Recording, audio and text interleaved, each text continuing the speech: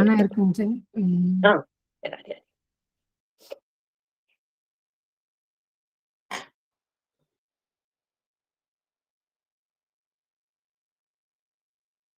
गोपिका जीवनस्मरणं गोविन्द गोविन्द जानकी कान्तस्मरणं जय जय राम राम सद्गुरुनाथ महाराज की जय।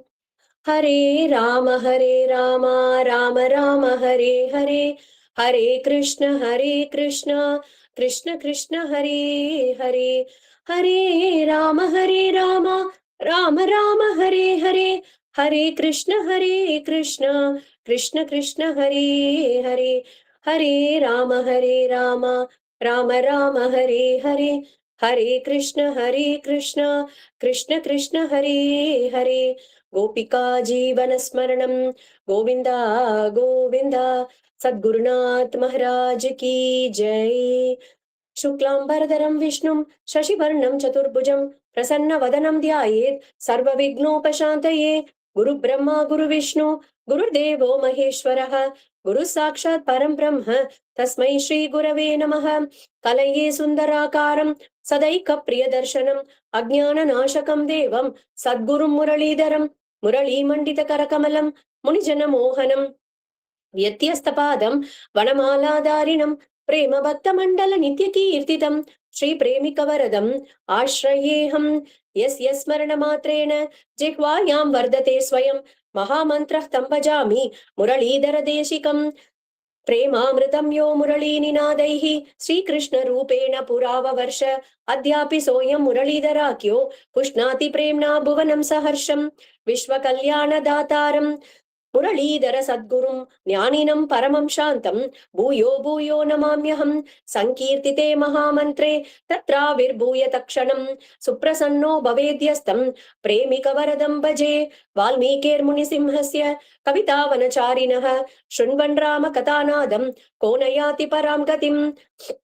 यत्र यत्र रघुनाथ कीर्तनं तत्र तत्र कृतमस्तकाञ्चलिं बाष्पवारि परिपूर्णलोचनं मारुतिं नमद राक्षसान्तकं मनोजवं मारुततुल्यवेगं जितेन्द्रियं बुद्धिमतां वरिष्ठं वातात्मजं वानरयूतमुख्यं श्रीरामदूतं शिरसा नमामि।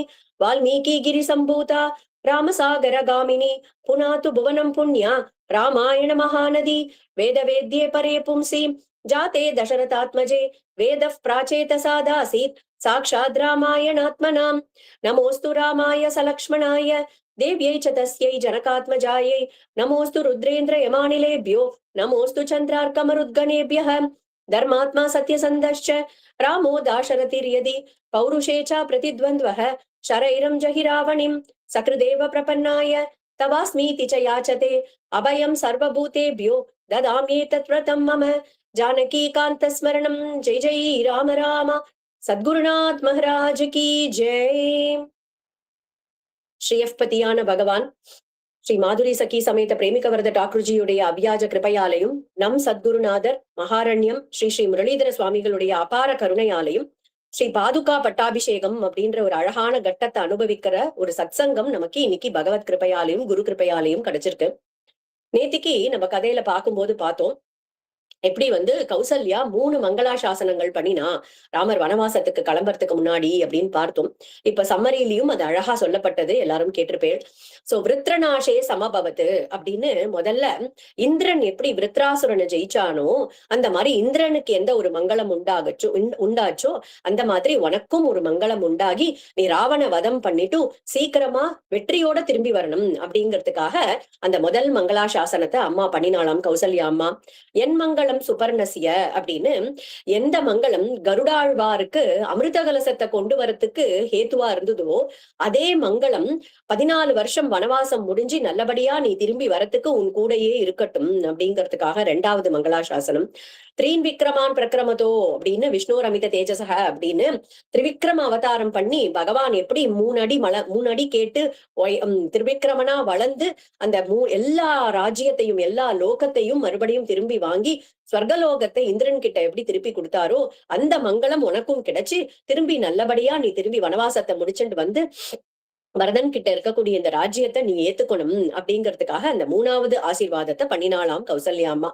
அப்போ ராமரும் சீதையும் லக்ஷ்மணரும் காட்டுக்கு கிளம்பினார்கள். சுமந்திரன் தான் தேர் ஓட்டிட்டு போனார் அப்படின்னு பார்த்தோம். தேரை ஓட்டும் போது தசரதர் பின்னாடியே நடந்து வரார். தள்ளாத வயது, ஆனாலும் அப்படி பின்னாடி நடந்து வராராம். சுமந்திரன் கிட்ட சொல்றா, சுமந்திரா மெதுவா ஓட்டு, நான் இன்னும் கொஞ்ச நாழி பாத்துக்கிறேன் என் ராமனை, இன்னும் கொஞ்ச நாழி பாத்துக்கிறேன், அவன் திரும்பி வரும்போது நான் இருப்பேனோ இருக்க மாட்டேனோ தெரியல, நான் என்னை கொஞ்சம் மெதுவா ஓட்டு அப்படிங்கிறாராம்.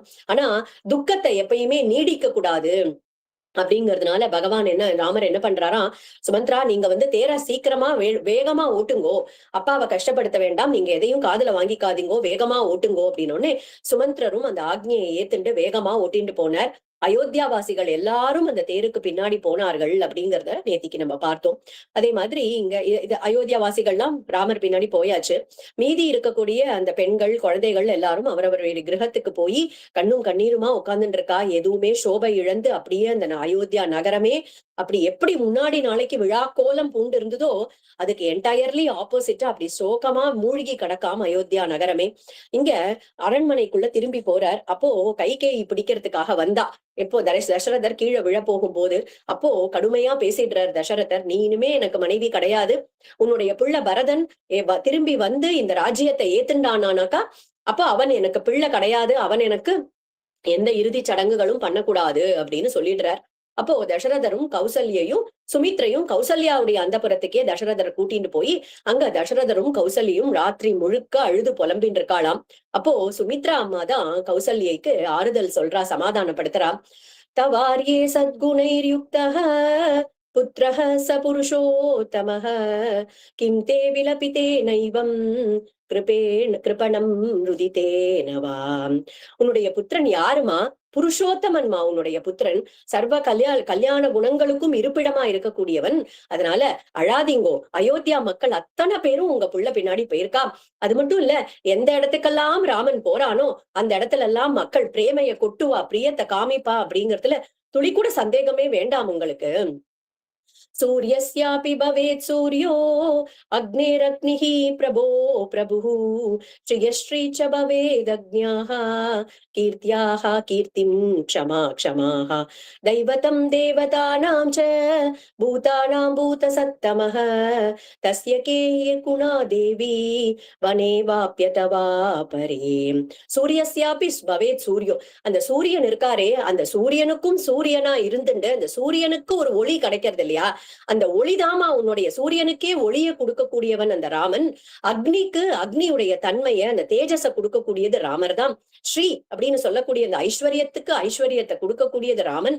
பிரபுக்களுக்கெல்லாம் பிரபு அவன், புகழுக்கெல்லாம் புகழ் கொடுக்கக்கூடியவன், தேவர்களுக்கெல்லாம் தேவன் தலைவன் அவன். எங்க போனாலும் சரி, ராமன் எங்க இருந்தாலும் சரி, நாடா இருந்தாலும் சரி, காடா இருந்தாலும் சரி, அவன் தான் ஈஸ்வரன் அப்படிங்கறத நீங்க புரிஞ்சுக்கோங்க. குஷீரதரம் வீரம் கச்சதாம் அபராஜிதம் சீதேவானுகதா லக்ஷ்மி தஸ்ய கிம் நாம துர்லபம். இதுதான் துர்லபம் உன்னுடைய பிள்ளைக்கு. நீ மரவுரி கட்டிட்டு போயிருக்கான் அப்படின்னு, என் பிள்ளை மரவுரி கட்டிட்டு காட்டுக்கு போயிருக்கானேன்னு வருத்தப்படுறேளா? வருத்தப்படாதீங்கோ. கூட யார் போயிருக்கா? சாட்சாத் மகாலட்சுமி, ஸ்ரீன்னு சொல்லக்கூடிய மகாலட்சுமி. அப்படி இருக்கக்கூடிய சீதா தேவினா போயிருக்கா அவர் கூட. அதனால அவருக்கு எதுதான் துர்லபம் ஆயிடும், சீதை இருக்கா பக்கத்துல, பாத்துப்பா, நீங்க கவலைப்படாதீங்கோ அப்படிங்கிறாளாம். இதெல்லாம் அயோத்தியில நடந்துட்டு இருக்கு. அப்போ ராமருடைய தேரானது தமசா நதிக்கரைக்கு போச்சு அப்படின்னு பார்த்தோம். அங்க போய் இறங்கினோடனே கொஞ்சம் விஸ்ராமம் பண்ணிக்கலாம், அதுக்குள்ள ராத்திரியும் ஆயிடுறது. அப்போ அயோத்தியா வாசிகள் கிட்ட ராமர் சொல்றார், நீங்கெல்லாம் திரும்பி அயோத்தியைக்கு போங்கோ, என் மேல எத்தனை பிரியம் வச்சிருக்கேளோ அத்தனை பிரியத்தையும் நீங்க இனிமே பரதன் மேலே காமிங்கோ, அங்க பரதனுக்கு அனுசரணையா இருங்கோ, எல்லாரும் திரும்பி போங்கோ அப்படின்னு சொல்றாராம் ராமர். அப்போ அயோத்தியா வாசிகள்லாம் சொல்றா, நீங்க எங்க இருக்கேளோ அதுதான் எங்களுக்கு அயோத்தி, அதனால நாங்க திரும்பி போக மாட்டோம் அப்படின்னு அங்கேயே உட்கார்ந்துட்டா எல்லாரும் தமசா நதிக்கரையில. அப்ப ராமர் பாக்குறார், கொஞ்ச நேரம் ஆன உடனே எதுவா இருந்தாலும் சரீர தர்மம் அப்படின்னு ஒண்ணு இருக்கு இல்லையா, நம்மள அறியாமையே அந்த ஒரு டயர்ட் ஆன உடனே தூக்கம் கண்ணை சொக்கிடுறது. மக்கள் எல்லாம் என்ன பண்றா, தூங்கி போயிடுறா. அப்பதான் ராமர் என்ன பண்றார், சுமந்திரர் சீதை லக்ஷ்மணரை எழுப்பி நம்ம கிளம்பலாம், நீங்க ஒரு கொஞ்ச தூரத்துக்கு அயோத்தியை நோக்கி இந்த தடம் பதியற மாதிரி நீங்க தேரை ஓட்டின்னு போங்கோ. சோ கார்த்தால மக்கள் எல்லாம் எழுந்துட்டும் நம்ம அயோத்தியாவுக்கு திரும்பி போயிட்டோம் அப்படின்னு நினைச்சுட்டு அவர்களும் திரும்பி போயிடுவா. அதுக்கப்புறமா நீங்க திரும்பி மறுபடியும் புல்லுல தடம் பதியாத மாதிரி தண்டகாவனத்துக்கு ஓட்டிட்டு போயிடுங்கோ அப்படின்னு சொன்ன உடனே அதையே ஃபாலோ பண்ணினார் சுமந்திரர் அப்படின்னு பார்த்தோம். அப்போ கார்த்தால மக்கள் எல்லாம் எழுந்துக்கிறாளாம், கண்ணை திறந்து பாக்குறா, ராமலட்சுமணர் சீதைய காணோம் அந்த இடத்துல. அப்போ நொந்துக்கிறாளாம் மக்கள் எல்லாரும். திகஸ்து கலு நித்ராம் தாம் யயா பகிருத சேதசஹ நாத்ய பஷ்யாமஹே ராமம் பிருதூரஸ்கம் மகாபுஜம். நான் அத்ய பஷ்யாமஹே, கண்ணால நமக்களால ராமனை பார்க்காம விட்டுட்டோமே, ராமன் எங்க போனார் திக் அப்படின்னா சே அப்படின்னு சொல்லுவோம் இல்லையா, அந்த மாதிரி இந்த தூக்கத்தை நிந்தனை பண்றாளாம். இந்த தூக்கம் எப்படி நம்மளால, நம்ம ராமபக்தா ராமபக்தான்னு சொல்லிக்கிறோம், ஆனா அந்த தூக்கத்தை நம்மளால கண்ட்ரோல் பண்ண முடியாம போயிடுதே, இப்படி ராமனை விட்டுட்டோமே, எப்படி இப்படி தூங்கி போனோம் நம்போ அப்படின்னு மக்கள் எல்லாம் நொந்துக்கிறாளாம். அதுல சில பேர்லாம் சொல்றாளாம், இஹைவ நிதனம் யாமோ மகாபிரஸ்தானமேவவா ராமேண ரஹிதானாம் ஹி கிமர்த்தம் ஜீவிதம் ஹிதம். இனிமே நம்ம இந்த ராமனை பார்க்காம உயிரோட இருந்துதான் என்ன பிரயோஜனம், இந்த தமசா நதியிலேயே நம்ம கீழே அதுலயே விழுந்து நம்ம எல்லாரும் பிராணத்தியாகம் பண்ணிடுவோம், இங்கேயே பட்டினி இருந்து போயிடுவோம் அப்படின்னு சில பேர்கள் எல்லாம் சொல்றாளாம். அப்போ அந்த கூட்டத்திலேயே, அந்த அயோத்தியா வாசிகள் கூட்டத்திலேயே ரொம்ப வயசான விருத்தர்கள் எல்லாம் இருக்கா சில பேர், அவள்லாம் அந்த பெரியவாள்லாம் எழுந்து சொன்னாலாம், முதல்ல இது ராமருடைய ஹிருதயத்துக்கு ஏத்ததா இருக்குமா, நீங்க யோசிச்சு பாருங்க. ராமருடைய, நம்ம இந்த மாதிரி தண்ணியில தமசால போய் நம்ம உயிரை விட்டுட்டோம் அப்படின்னு சொன்னா ராமருடைய ஹிருதயத்துக்கு அது ஏத்ததா இருக்குமா? இங்கே ஒரு அழகான எடுத்து நமக்கு காமிக்கிறா இல்லையா, நம்மளுடைய மனசுக்கு அப்பப்ப சின்ன சின்ன கிளேஷங்கள் வரும், இததான் கரெக்ட் அப்படின்னு இதை பண்ணிடணும் அப்படின்னு நம்ம ஒரு நம்மளுடைய மனசுல ஒரு உத்வேகம் வரும். ஆனா ஒரு நிமிஷம் அத ரியாக்ட் பண்ணாம நம்ம அது நம்ம யோசிச்சு பார்த்தோம், இது குருநாதருக்கு ஏற்குமா இந்த முடிவு, இந்த முடிவு பகவானுக்கு ஏத்ததா இருக்குமா அப்படின்னு யோசிச்சோம்னா அந்த இடத்துல நம்ம ப்ராப்பரா முடிவு எடுக்க முடியும் அப்படிங்கறத இந்த இடத்துல காமிச்சு கொடுக்குறா. இது நீங்க யோசிச்சு பாருங்க, இது ராமருடைய ஹிருதயத்துக்கு ஏத்ததா இருக்குமா இப்படி பிராண தியாகம் பண்றது? அது மட்டும் இல்ல, 14 வருஷத்துல குழந்தை திரும்பி வந்துடுவான், அப்போ ராமனுக்கு பட்டாபிஷேகம் நடக்குமே, அதை நம்ம இருந்து பார்க்க வேண்டாமா, இப்ப போய் இப்படி உயிரை மாச்சுப்பாளா அப்படின்னு உடனே அந்த இள வயசுல இருக்கக்கூடியவர்கள் எல்லாரும் யோசிக்கிறாளாம்.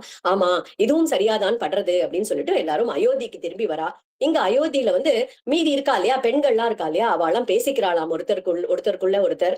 என்னன்னா, அன்னைக்கு ராமர் கிளம்பும் போது என்னால கூட போக முடியல, ஆனா என்னோட ஆத்துக்கார், என்னுடைய கணவர் போயிருக்கார் கூட அப்படிங்கிறாளாம் ஒரு பெண். இன்னொரு பெண் சொல்றானா, ஆமாமா என்னுடைய அண்ணாவும் தம்பியும் கூடயே போயிருக்கா, ராமரோடையே போயிருக்கா அப்படிங்கிறாளாம். அப்போ இந்த மாதிரி பேசிட்டே இருக்கா, ஒருத்தரும் இந்த மாதிரி பேசிட்டே இருக்கும்போது ராமர் கூட போனவாள்லாம் திரும்பி வரது அந்த பெண்கள் எல்லாம் பாக்குறா, ரொம்ப அதிர்ச்சி ஆயிடுறா, ராமனை காணோம், இவாள்லாம் மட்டும் திரும்பி வராளே அப்படின்னுட்டு அவ கிட்ட ஓடி போறாளாம். கோபம் வருது முதல்ல அந்த பெண்களுக்கு, எதுக்காக இப்ப ராமர் இல்லாம நீங்க எல்லாரும் திரும்பி வந்தேன், சரி இதுவும் நல்லதாதான் போச்சு, அன்னைக்கு எங்களால வர முடியல, இன்னைக்கு குழந்தைகள் பெண்கள் எல்லாரையும் கூட்டிட்டு நீங்க கிளம்பலாம், இங்க இருக்கவே வேண்டாம், நம்ம எல்லாரும் ராமரை பாத்துக்கிறதுக்கு நம்ம கிளம்பலாம் வாங்கோ அப்படின்னு சொல்லிட்டு பாதச்சாயா சுகாபர்த்துஹு தாத்ருஷஸ்ய மகாத்மன சகிநாதோ ஜனஸ்யாஸ்ய சகதிஹ சபராயணம் வயம் பரிச்சரிஷ்யாமஹ சீதாம் யூயம் து ராகவம் இதி பௌரஸ்திரியோ பர்த்ரூன் துக்கார்த்தாஸ்தம் அப்ரூவன்.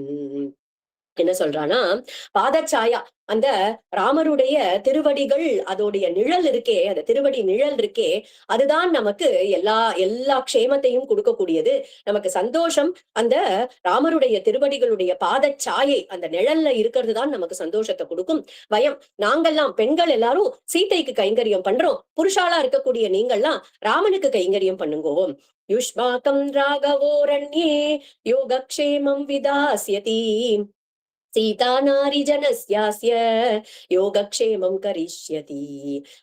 சீதை எங்களுடைய யோகக்ஷேமத்தை நன்னா பார்த்துப்போ, அதே மாதிரி ராமர் உங்களுடைய யோகக்ஷேமத்தையும் பார்த்துப்பார், அவர்களுக்கு கைங்கரியம் பண்றதுதான் நம்மளுடைய வாழ்க்கையுடைய பலனே, அதுதான் புருஷார்த்தம், அதனால வாங்கோ கிளம்பலாம் அப்படின்னு ஒண்ணு. இதை கேட்டுட்டு எல்லாரும் ரொம்ப, அந்த ஆண்கள்லாம் ரொம்ப உணர்ச்சி வசப்படுறாளாம். அப்போ எல்லாரும் இந்த பெண்களை சமாதானப்படுத்தி சொல்றா, அம்மா நாங்களும் அதுக்காகத்தான் பின்னாடி போனோம், ஆனா ராமருடைய ஹிருதயம் நம்ம எல்லாரும் இந்த அயோத்தியில இருந்துண்டு, இந்த ராஜ்யத்தில் நல்லபடியா தர்மத்தின் படி இருந்துட்டு, பரதருக்கு அனுசரணையா இருந்துட்டு இங்க இருக்கணும் அப்படிங்கிறதுதான் ராமருடைய ஹிருதயம், அதை தாண்டி நம்ம எதுவுமே பண்ணக்கூடாது அப்படின்னு அந்த பெண்கள் எல்லாம் சமாதானப்படுத்துறாராம். அப்படி ஒரு அழகான காட்சி அந்த இடத்துல நடக்கிறது. அப்போ ராமரும் இந்த இடத்துல, இதெல்லாம் அயோத்தியால நடக்கும்போது ராமர் பல நகரங்கள், நிறைய கிராமங்கள் எல்லாம் தாண்டி போறார். போகக்கூடிய வழிகள் எல்லாம் மக்கள் வந்து அப்படி கதறாளாம் அந்த இடத்துல.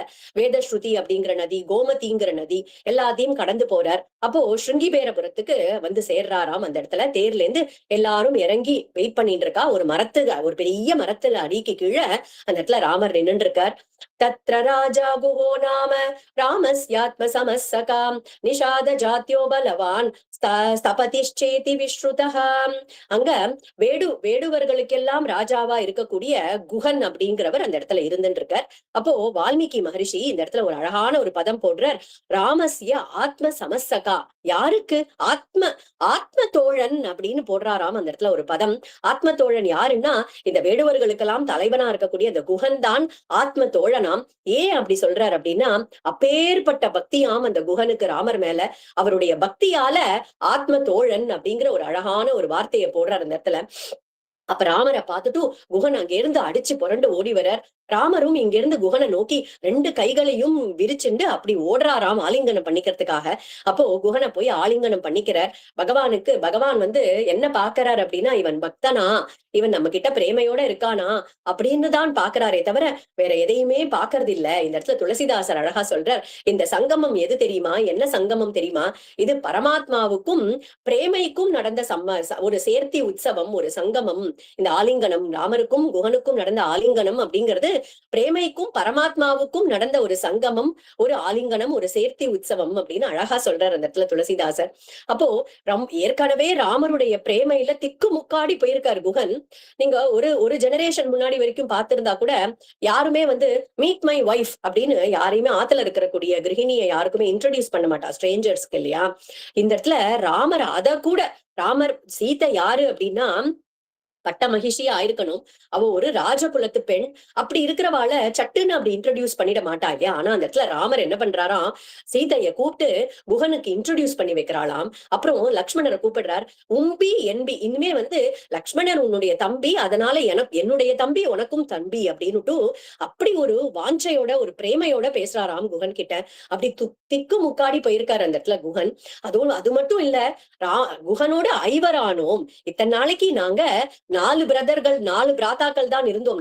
4 பேர் தான் சகோதரர்கள் இருந்தோம். இன்னிலிருந்து குஹா உன்னோட சேர்த்து ஐவரானோம் அப்படின்னு அழகா சொல்றாராம். அப்போ குஹன் சொல்றார், ராஜாவோட கட்டளை என்ன? நீங்க காட்டுக்கு போகணும், அயோத்தியில இருக்கக்கூடாது, 14 வருஷம் காட்டுக்கு போகணும் தான் அப்படின்னு தானே கட்டளை. இதுவும் ஒரு காடுதான். அதனால இந்த இந்த இந்த ஸ்ருங்கிபேரபுரம் அப்படிங்கறதே உங்களுடையதுதான். அதனால இங்கேயே இருந்துட்டு எங்களுக்கு தலைவனா இருங்கோ. நீங்க இங்க நாங்கெல்லாம் உங்களுக்கு பிரேஷியர்கள், உங்களுக்கு கைங்கரியம் பண்ணிட்டு இருக்கோம். வயம் பிரேஷ்யா பவான் பர்த்தா சாதுராஜ்யம் பிரசாதினக.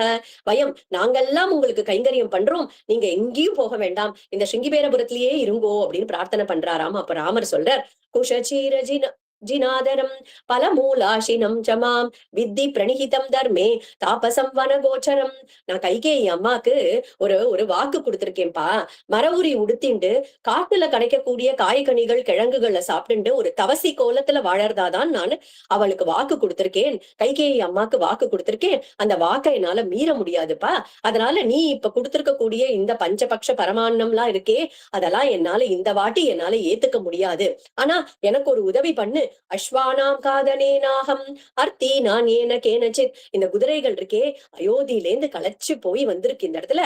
அதனால இந்த குதிரைகளுக்கு எது சௌக்கியத்தை கொடுக்குமோ அந்த குதிரைகளுக்கு வேண்டிய தீனியை கொடுப்பா. அதுதான் நீ எனக்கு பண்ணக்கூடிய பூஜை அப்படின்னு ராமர் இந்த இடத்துல இன்னொரு அருமையான குணத்தை காமிக்கிறார், இல்லையா? அவர் எப்படி அந்த குதிரைகளுக்கு கூட ஒரு கேர் எடுத்துட்டு அப்படி பாத்துட்டார் அப்படிங்கறது இந்த இடத்துல காமிக்கிறார். குதிரைகள் தானே அப்படின்னு இல்ல, இந்த குதிரைகளுக்கு என்ன வேணுமோ அதை நீ பண்ணுப்பா, அதுதான் நீ எனக்கு பண்ணக்கூடிய பூஜை அப்படிங்கிறார். அப்போ அங்கேயே ஒரு ராத்திரி தங்கலாம் அப்படின்னு முடிவாருது. ஒரு பெரிய சிம்சுபா விருட்சம் இருக்கு அந்த இடத்துல. அதுக்கு கீழே அழகா புல்லெல்லாம் எடுத்துன்னு வந்து போடுறாராம் குஹன். புல்லெல்லாம் போட்டு அது மேல இலையெல்லாம் பரப்பி அழகா அதையே ஒரு மெத்துன்னு மெத்தையாட்டமா ஆக்கி அங்கதான் சீதையும் ராமரும் அன்னைக்கு ராத்திரி அங்கதான் படுத்துக்கிறா. அப்போ குஹனுக்கும் ஒரு படுக்கை தயார் பண்ணியிருக்காரு. அதே மாதிரி லக்ஷ்மணனுக்கும் தயார் பண்ணியிருக்கார். குஹன் வந்து லக்ஷ்மணன் கிட்ட சொல்றார், நாங்க எல்லாம் இருக்கோம், இன்னைக்கு ராத்திரி நாங்க காவல் காக்குறோம், நீங்க போய் படுத்துக்கோங்க அப்படின்னு. உடனே லக்ஷ்மணர் அப்படி கண்ணும் கண்ணீருமா சொல்றாராம், கதம் தாசரதௌ பூமௌ சயானே சஹசீதயா சக்யா நித்ராமயா லப்தும் ஜீவிதம் வாசுகானிவா கதம் தாசரதோ பூமோ, அந்த தசரத புத்திரரான ராமர் இப்படி தரையில புல்லுல படுக்கக்கூடிய ஒருத்தரா, இந்த சீதா அம்மா எப்பேற்பட்டவள், ஜனக நந்தினி, தசரதருக்கு ஸ்னுஷா, தசரதருடைய மாட்டுப்பொன், அவ இப்படி புல்லுல படுத்துட்டு இருக்காளே, என்னோட அண்ணாவும் மண்ணியும் இப்படி தரையில புல்லுல படுத்துட்டு இருக்கும் போது, புல் படுக்கையில படுக்கும் போது எனக்கு எப்படி குஹா படுக்கணும்னு தோணும், தூக்கம் வரும் அப்படின்னு சொல்லிட்டு அன்னைக்கு ராத்திரி முழுக்க மதுர ஸ்மரணமா ராமனுடைய குணங்களையே ஒருத்தருக்கு ஒருத்தர் பரிமாறிண்டு ராம குணங்களையே பேசிட்டு அன்னைக்கு ராத்திரி பொழுது கழியறதாம். அப்போ மறுநாளைக்கு ராமர் எழுந்துக்கிறார். காத்தாலேயே ரொம்ப சீக்கிரமாவே எழுந்துட்டு லக்ஷ்மணரையும் எழுப்பி, நம்ம கிளம்பணும் லக்ஷ்மணா, நம்ம காலையில பண்ண வேண்டிய சந்தியாவந்தனங்கள் எல்லாம் முடிக்கலாம் அப்படின்னு சொல்லிட்டு குகனையும் பார்த்து, நீ எங்களுக்கு போறதுக்கு கிளம்புறதுக்கு ஒரு படகு தயார் பண்ணுப்பா அப்படின்னு சொல்றார். காலை கடன்கள் எல்லாம் முடிச்சுட்டு வந்த உடனே அங்க குகன் காமிக்கிறார், ஒரு பெரிய ஆலமரம் இருக்கு. அப்போ ராமர் பார்த்தாராம், இந்த ஆலம்பாலையே எடுத்து நம்மளுடைய அந்த முடிய கட்டி ஜட்டாமுடிய ஆக்கிக்கலாம், அந்த ஆலம்பாலை கொண்டு வா அப்படின்னு உடனே குகன் அப்படி ரொம்ப கதறாரு அந்த இடத்துல. ஏன்னா நம்ம 2 நாள் முன்னாடி பார்த்தோம் இல்லையா, காக்கபக்ஷ தரம் வீரவ் அப்படின்னு ராமருக்கு அந்த முன்னெற்றியில வரக்கூடிய அந்த சுருள் சுருளான கேசங்கள் அவ்வளவு அழகா இருக்குமா. அத ஆலம்பால் போட்டு அதை ஜடாமுடியா முடிய போறார் அப்படின்னாக்கா அவருக்கு மனசு தாங்கல. இருந்தாலும் ராமர் ஆக்ஞை பண்ணிட்டார். அதனால அந்த ஆலம்பாலை எடுத்துன்னு வந்து கொடுக்கிறாராம். ராமரும் லக்ஷ்மணரும் அந்த இடத்துலயே அந்த ஆலம்பாலை தடவி ஜடாமுடியா ஜடாபாரமா ஆக்கிக்கிறாளாம் தங்களுடைய கேசத்தை. அப்போ ராமர அந்த இடத்துல சுமந்திரர் இருக்காரு இல்லையா, சுமந்திரர் தானே தேர் ஓட்டின்ட்டு இந்த சிங்கிபேரபுரம் வரைக்கும் வந்திருக்க. சுமந்திரர் அன்னைக்கு கார்த்தாலேந்து கண்ணே அவர்கிட்ட ராமரை பார்க்கவே இல்லையாம். ஏன்னா ஐ கான்டாக்ட் அப்படின்னு சொல்லுவோம் இல்லையா, அந்த ஐ கான்டாக்டே வச்சுக்கலையா ராமர் கிட்ட. எங்கேயாவது ராமரை பார்த்து ராமர் உடனே இவரை பார்த்து, சுமந்த்ரா நீ திரும்பி போ அயோத்திக்குன்னு சொல்லிட்டா என்ன பண்றதுன்னு அன்னைக்கு முழுக்க கார்த்தாலேந்து ராமரை அவாய்ட் பண்ணிட்டே இருக்காராம். எப்படியாவது ராமர் கூட்டின்னு போயிடணும், ராமர் கூட்டின்னு போயிடணும், ராமர் கூட்டின்னு போயிடணும் அப்படின்னு பிரார்த்தனை பண்ணிட்டே இருக்காராம். கரெக்டா கிளம்ப வேண்டிய நேரம் வந்தது. படகை கொண்டு வந்து குகன் நிறுத்திட்டார். அப்போ சுமந்திரரை கூப்பிடுறாராம். ராமர் கூப்பிட்டு, எனக்கு நீங்க இது வரைக்கும் வந்ததே பெரும் பாக்கியம் எங்களுக்கு, எனக்கு நீங்க வந்து கிளம்பலாம் அப்படின்னு, நீங்க திரும்பி அயோத்திக்கு போங்கோ, அம்மா அப்பாவுக்கு ஆறுதல் சொல்ல வேண்டியது நீங்கள் தான். அது மட்டும் இல்ல, கைகேயிக்கும் தெரியணும் நாங்க தண்டகாவனத்துக்கு போயாச்சு அப்படின்னு. அப்பதான் அவளுடைய மனசும் சாந்தி அடையும். இதெல்லாத்தையும் இந்த செய்தியை எடுத்துட்டு நீங்க திரும்பி போங்கோ அப்படின்னு அவர் ஹிருதயமே அப்படியே சுக்கு நூறா வெடிச்சு செதறா மாதிரி இருக்காம். கதர்றார் அவர். என்னையும் கூட்டிட்டு போங்கோ, நீங்க காட்டுக்குள்ள போகும்போது இந்த குதிரையெல்லாம் அழிச்சு, இந்த குதிரை 2 குதிரைய கூட்டின்னு போனேன்னா உங்களுக்கு உதவியா இருக்குமே அப்படின்னா, ராமருக்கு அது தெரியாதா, ராமருக்கு மனசுல இவர் குதிரையை அனுப்புற மாதிரி அனுப்பிட்டு குதிரைய பாத்துக்கிறதுக்கு நானும் வரேன் அப்படின்றுவர். அப்படின்னுட்டு, எனக்கு குதிரையும் வேண்டாம், நீங்களும் கிளம்புங்கோ, அப்பா அம்மாவை போய் பாத்துக்கோங்கோ அப்படின்னு சொல்லிட்டு அனுப்புறாராம். அப்போ அப்பாக்கு செய்தி சொல்லுங்கோ அப்படின்னு அழகா சொல்றார். சதுர்தச சுவர்ஷேஷு நிவத்தேஷு புனః புனः லக்ஷ்மணம் மாம் ச சீதாம் ச திரக்ஷ்யசி க்ஷிப்ரமாகதான். சதுர்தச 14 வருஷங்கள் ஒரு கண்ணை மூடி கண்ணை திறக்கிறதுக்குள்ள அப்படி ஒரு க்ஷணமா போயிடும், க்ஷணமா முடிஞ்சு போயிடும். திரும்பி நானும் சீதையும் லக்ஷ்மணரும் உடனே திரும்பி வந்து அயோத்தியைக்கு சீக்கிரமே வந்துடுவோம் அப்படிங்கறத நீங்க போய் அப்பா கிட்ட எடுத்து சொல்லுங்கோ அப்படின்னு சொல்லிட்டு, அப்பாக்கு நமஸ்காரம் சொல்லுங்கோ, கௌசல்யா அம்மா, சுமித்ரா அம்மா, கைகேயி அம்மா எல்லாருக்கும் நான் நமஸ்காரங்கள் சொன்னேன்னு சொல்லுங்கோ அப்படிங்கிற விஷயத்த சொல்லி சுமந்திரரை கிளம்புங்கோன்னு சொல்லிட்டார். அப்புறமா படகுல ஏறிண்டாலாம். ஏறிண்டு 3 பேரும் கிளம்புறா. குகன் தான் படகை ஓட்டிட்டு போறார். அப்போ அந்த கங்கையை கடந்து போய் அக்கறைக்கு போகணும் இல்லையா, அந்த கங்கையில போகும்போது கங்கா மாதா கிட்ட நம்ம சீதா அம்மா ஒரு அழகான ஒரு பிரார்த்தனையை பண்றா.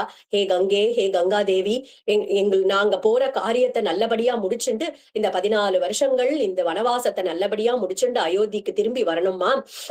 அது மட்டும் இல்ல, அயோத்தியில தசரத மகாராஜா நல்லா உடல் ஆரோக்கியத்தோட சௌக்கியமா இருக்கணும், நீதான் பாத்துக்கணும் அயோத்தியா வாசிகளையும், என் மாமனாரையும், என் கௌசல்யா அம்மாவையும், சுமித்ரா அம்மாவையும், கைகேயி அம்மாவையும் நீதான் பார்த்துக்கணும் அப்படின்னு கங்காதேவி கிட்ட பிரார்த்தனை பண்ணிக்கிறாளாம். அதுதான் நம்மளுடைய பதிவிரதா ஸ்திரீகளுடைய ஒரு எப்படி இருக்கணும் அப்படிங்கறத இந்த இடத்துல எடுத்து காமிக்கிறா சீதாமா. அப்போ அந்த கரையை போய் அடைஞ்சாச்சு. அது வரைக்கும் இந்த இடத்துல இந்த கரையில இருந்து அந்த கரைக்கு போயிருக்கா. இந்த கரையில சுமந்திரர் இன்னும் நின்னுட்டு இருக்கார். ஏதா ஒரு நப்பாச எங்கேயாவது பாதி தூரம் போன அப்புறம் நம்மள கூப்பிட்டு சுமந்திரா வான்னு சொல்லிட மாட்டாரா அப்படின்னு இந்த கரையிலேயே நிக்கிறாராம். ஆனா அந்த கரையையும் போய் அடைஞ்சாச்சு. ராமர், லக்ஷ்மணர், சீதை எல்லாரும் படகை விட்டு இறங்குறா. அப்போ குகனை ஆலிங்கனம் பண்ணிக்கிறாராம் ராமர். நீ பண்ணினது இந்த உதவிக்கு நான் என்னப்பா கைங்கரியம் பண்ணுவேன், என்கிட்ட கையில ஒண்ணுமே இல்லையே அப்படின்னு. உடனே சீதாமா தலையில சூடாமணி இருக்கு, அந்த சூடாமணியை எடுத்து ராமர் கிட்ட கொடுக்குறாளாம். இதை கொடுங்கோளே அப்படின்னு. உடனே ராமரும் அதை கையில வாங்கிட்டு கொடுக்க போகும்போது குகன் சொல்றாராம், பிரபு எனக்கு எதுவுமே வேண்டாம், எனக்கு ஒரே ஒரு ஆசைதான், எனக்கு அது ஒண்ணே ஒண்ணு மட்டும் குடுங்கோ.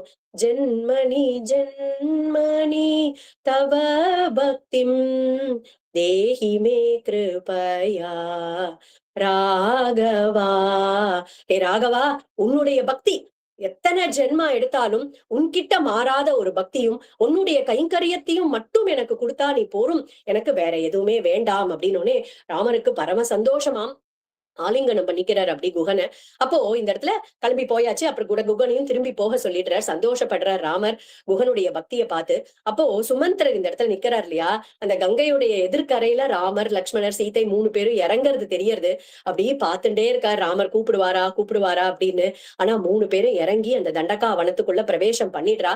கண்ணுக்கு எட்டின வரைக்கும் பாக்குறார், கண்ணுக்கு இல்லைன்னு மறைஞ்சு போயிடுறா 3 பேரும் அந்த வனத்துக்குள்ள. அப்போ மறுபடியும் கதறிண்டே அந்த இடத்துல இருந்து கிளம்புறாராம். சரி நம்ம திரும்பி போக வேண்டியதுதான் இனிமே அப்படின்னு சொல்லிட்டு கிளம்புறாராம். அப்போ அன்னைக்குதான் முதல் ராத்திரி. ஏன்னா முதல்ல அயோத்தியால இருந்து கிளம்பின அன்னைக்கு தாமசார் நதி கிட்டதான் போய் தங்கினார்கள் அப்படின்னு பார்த்தோம். அன்னைக்கு என்ன ஆறுது, அயோத்தியா வாசிகள் எல்லாரும் கூட இருந்திருக்கா ராமரோட இல்லையா. மறுநாளைக்கு என்ன ஆறுது, சிங்கிபேரபுரத்துக்கு வந்திருக்கா. சிங்கிபேரபுரத்துல அந்த சிங்கிபேரபுரத்துல இருக்கக்கூடிய மக்கள், குகன் எல்லாரும் இருந்திருக்கா. அன்னைக்கு ராத்திரி பொழுது அங்க கழிஞ்சிருக்கு. இதுதான் 3வது நாள். இன்னைக்குதான் லிட்ரலி இன்னைக்குதான் 3 பேரும் தனியா இருக்கா அந்த தண்டகாவனத்துல. ராமர், லக்ஷ்மணர், சீதை 3 பேரும் தனியா அந்த இடத்துல அயோத்தியை விட்டு அங்க போயிருக்கிறது இன்னைக்குதான் முதல் நாள். அப்போ அந்த அந்த பார்த்துட்டு அப்ப ராமருக்கே ஒரு மனசு கலங்கறதாம். ஒரு இடத்துல உட்கார்ந்துடுறார். லக்ஷ்மணர் கிட்ட ரொம்ப புலம்புறார். அம்மா என்ன பண்ணாலோ தெரியலையே, கௌசல்யா அம்மா என்ன பண்ணாலோ தெரியலையே, சுமித்ரா அம்மா என்ன பண்ணாலோ தெரியலையே, அப்பா என்ன பண்ணாரோ தெரியலையே. லக்ஷ்மணா, நீ வேணா திரும்பி போயிடுறியாப்பா, நீ என்ன பாத்துக்க வேண்டாம், நான் இங்க பாத்துக்கிறேன், நீ திரும்பி போய் அப்பாவையும் அம்மாவையும் பாத்துக்கோயே அப்படின்னு. உடனே லக்ஷ்மணர் சொல்றாராம், அண்ணா நான் திரும்பி போவேன், கண்டிப்பா நீங்க சொன்னேன்ல நான் திரும்பி போறேன். ஆனா நான் அயோத்திக்கு போய் சேர மாட்டேன் அண்ணா. ஏன்னா உங்களை பிரிஞ்ச உடனே, உங்களையும் சீதையும் பிரிஞ்சு என்னால ஒரு க்ஷணம் கூட உயிரோட இருக்கவே முடியாது. நச்ச சீதா துவயா ஹீனா நச்சாஹமபி ராகவா முகூர்த்தமபி ஜீவாவோ ஜலான் மத்ஸ்யாவோ திருதௌ. எப்படி ஒரு ஜலத்துல இருந்து ஒரு மீனை எடுத்து வெளியில போட்டா அது துடி துடிச்சு செத்து போயிடுமோ, அந்த மாதிரி உங்களையும் மன்னியையும் பிரிஞ்சு என்னால ஒரு க்ஷணம் கூட இருக்க முடியாது அப்படின்னு. உடனே ராமரையும் லக்ஷ்மணருக்கு அப்படியே லக்ஷ்மணர் கிட்ட பிரேமையோட சொல்றாராம், நீ என்னோட இப்ப ஒரு வேளை உன் மனசுல திரும்பி போகணும் அப்படின்னு ஒரு எண்ணம் இருந்தா நீ திரும்பி போகலாமேங்கிறதுக்கு தான் சொன்னேன் லக்ஷ்மணா. நீ வா கிளம்பலாம், நம்போ இன்னும் தண்டகாவனத்துக்குள்ள நம்ம பிரவேசம் பண்ணலாம், வா போலாம் கிளம்பு அப்படின்னு சொல்லிட்டு கூட்டிட்டு போறாராம். அப்போ 3 பேரும் கிளம்பி அங்கிருந்து போய் பரத்வாஜருடைய ஒரு ஆசிரமத்துக்கு போய் அங்க சேர்றா. அப்போ அன்னைக்கு ராத்திரி பரத்வாஜர் கூட உட்கார்ந்து நிறைய ராத்திரி முழுக்க தர்மங்கள் எல்லாம் பத்தி பேசிட்டு இருக்காளாம். அப்ப பரத்வாஜரும் கார்த்தால சொல்றார், ராமா நீங்க 3 பேரும் இந்த ஆசிரமத்திலேயே 14 வருஷங்களும் இருக்கலாமே அப்படின்னு கேட்கும்போது ராமர் சொல்றார், இல்ல இல்ல ரிஷியே, இந்த இடத்துல இது இந்த இடமானது அயோத்திக்கு ரொம்ப பக்கத்துல சமீபத்துல இருக்கு. என்ன ஆகும் அப்படின்னாக்கா, பரதன் ஆட்சியை ஏத்துன்றதுக்கு அப்புறமா பரதனை பார்த்து பேச முடியல அப்படின்னா மக்கள்லாம் என்ன நினைச்சுப்பா, ஓ பரத்வாஜ ஆசிரமத்துலதான் ராமன் இருக்காரு, அங்க போய் நம்ம ராமன் கிட்ட கேட்டுக்கலாம் அப்படின்னு மக்கள் அடிக்கடி இந்த இடத்துக்கு வர ஆரம்பிச்சுடுவா. பரதன் ஆட்சி பண்ணும்போது பரதன் சொல்றதுதான் எல்லாரும் கேட்கணும், என் பக்கம் அவர்களுடைய கவனம் திரும்ப கூடாது, அதனால நாங்க இன்னும் காட்டுக்குள்ள போறோம் அப்படின்னு சொல்றாராம் ராமர். பரத்வாஜரும் சொல்றார், சித்திரக்கூட்டம் அப்படின்னு ஒரு அழகான ஒரு இடம் இருக்கு, மந்தாகினி நதி அந்த இடத்துலதான் ஓடுறது, ரொம்ப ரம்யமான இடம், நீங்க அங்க போய் இருந்துக்கலாம் அப்படின்னு சொன்ன உடனே அவர்களும் கிளம்புறாளாம். அப்போ அந்த இடத்துக்கு சித்திரக்கூடத்துக்கு போறதுக்கு யமுனை நதியை கடந்து போகணும்.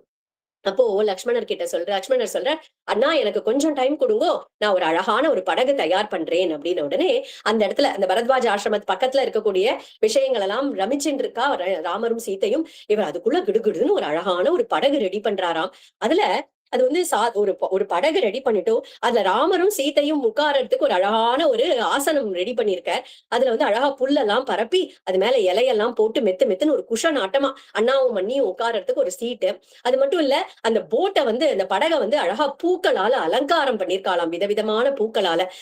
பாக்குற ராமர் பார்த்துட்டு, லக்ஷ்மணா நீயா கட்டின இத, நம்ம 2 பேரும் ஒரே குருகுலத்துக்கு தானடா போனோம், வசிஷ்டர் கிட்ட தானடா பாடம் படிச்சோம், இந்த மாதிரி படகு பற்றத்துக்குலாம் எனக்கு தெரியவே தெரியாதே, நீ எப்படிடா கத்துண்ட அப்படின்னு. லக்ஷ்மணர் சொன்னாராம், குகன் பண்றத பார்த்தேன், அதுல என்னுடைய பக்தியையும் கொஞ்சம் சேர்த்து கட்டினேன் அண்ணா அப்படின்னு. ராமருக்கு பரம சந்தோஷம். ரொம்ப ஆசையா ரொம்ப ஆனந்தமா ஏறி உட்கார்ந்துக்கிறாளாம் அந்த படகுல. அப்போ லக்ஷ்மணரே ஓட்டிட்டு போறார். யமுனை கரைய தாண்டி போறா, யமுனைய தாண்டி போறாளாம். அப்போ யமுனை கிட்டயும் சீதா அம்மா ஒரு பிரார்த்தனை பண்ணிக்கிறா, எல்லாரையும் சௌக்கியமா வச்சுக்கோ அப்படின்னு ஒரு பிரார்த்தனை பண்ணிக்கிறா. சித்திரக்கூடத்தை அரைஞ்ச உடனே ராமர் லக்ஷ்மணர் எல்லாரும், லக்ஷ்மணர் சொல்ற, நீங்க மன்னியோட இந்த இடத்துல போய் சுத்தி பார்த்துட்டு இருங்கோ, நான் அதுக்குள்ள ஒரு பர்ணசாலை ரெடி பண்றேன் அப்படின்னு சொல்லிட்டு ஒண்ணுத்தையும் பார்த்து பார்த்து கட்டுறாராம் ராமருக்கு. எப்படி வந்து தசரதா அப்பா இருந்தா எப்படி பாத்துப்பாரோ அப்படி ஒரு கைங்கரியம் பண்றாராம். ஒரு ரூமா பார்த்து பார்த்து, இது மன்னி சமைக்கிறதுக்காக இது வந்து கிச்சன் ஏரியா அப்படின்னு ஒண்ணு அழகா அந்த இடத்துல கட்டுறாராம். அடுத்தது இது அண்ணாவும் மன்னியும் உட்கார்ந்து பேசுறதுக்கான ஒரு இடம், தனிமையில உட்கார்ந்து பேசுறதுக்கான ஒரு இடம் அப்படின்னு அவளுக்கு தனியா ஒரு ரூம் கட்டுறாளாம். அப்புறம் மன்னி வந்து கார்த்தால ரங்கநாதனுக்கு பூஜை பண்றதுக்கு ஒரு தனி இடம் அப்படின்னு ஒரு இடம் கட்டுறாராம். அந்த மாதிரி பார்த்து பார்த்து ஒரு விஷயத்தையும் கட்டினா அந்த பர்ணசாலைக்குள்ள கிரகப்பிரவேசத்துக்கு வராளாம் ராமனும் சீதையும். பார்த்து ஸ்தம்பிச்சு போயிடுறாளாம். அப்படி லக்ஷ்மணரை ஆலிங்கனம் பண்ணிட்டாராம் ராமர். இப்படி கட்டிருக்கியேப்பா, எனக்கு தசரதரை பிரிஞ்சு வந்த துன்பமே இல்லாம அப்பா மாதிரி என்ன பாத்துக்கிறியேப்பா அப்படின்னு ராமர் ரொம்ப சந்தோஷப்பட்டாராம் அந்த இடத்துல. அப்போ அந்த இடத்துல ரொம்ப சௌக்கியமா இருந்துட்டு இருக்கா, எல்லாரும் ரொம்ப சந்தோஷமா, 3 பேரும் சந்தோஷமா இருக்கா அந்த இடத்துல. அப்போ இதெல்லாம் நடந்துட்டு இருக்கு இல்லையா சித்திரக்கூடத்துல. இப்ப நம்ம சுமந்திரர் வந்து திரும்பி போறார் அயோத்திக்கு. ஆனா என்னன்னா, நம்ம பாதி ராத்திரிக்கு திரும்பி போலாம், அப்பதான் மக்கள் யாரும் இருக்க மாட்டா, ஏன்னா மக்கள் கேட்கிற கேள்விக்கெல்லாம் நம்மளால பதில் சொல்ல முடியாது அப்படின்னுட்டு ஒரு பாதி ராத்திரிக்கு தான் திரும்பி வராராம் சுமந்திரர். ஆனா அயோத்தியில இருந்து ராமர் கிளம்பின அப்புறமா யாருக்காவது தூக்கம் வருமோ? யாருமே தூங்கல, எல்லாரும் ஆத்து வாசல்ல தான் உட்காந்து ராம குணங்களை பேசிட்டு இருக்காளாம். அப்போ சுமந்திரருடைய தேர் வருது, வேக வேகமா வருது. அதுல ராமன் இல்லைங்கிறத மட்டும் மக்கள் எல்லாம் பாத்துட்டா.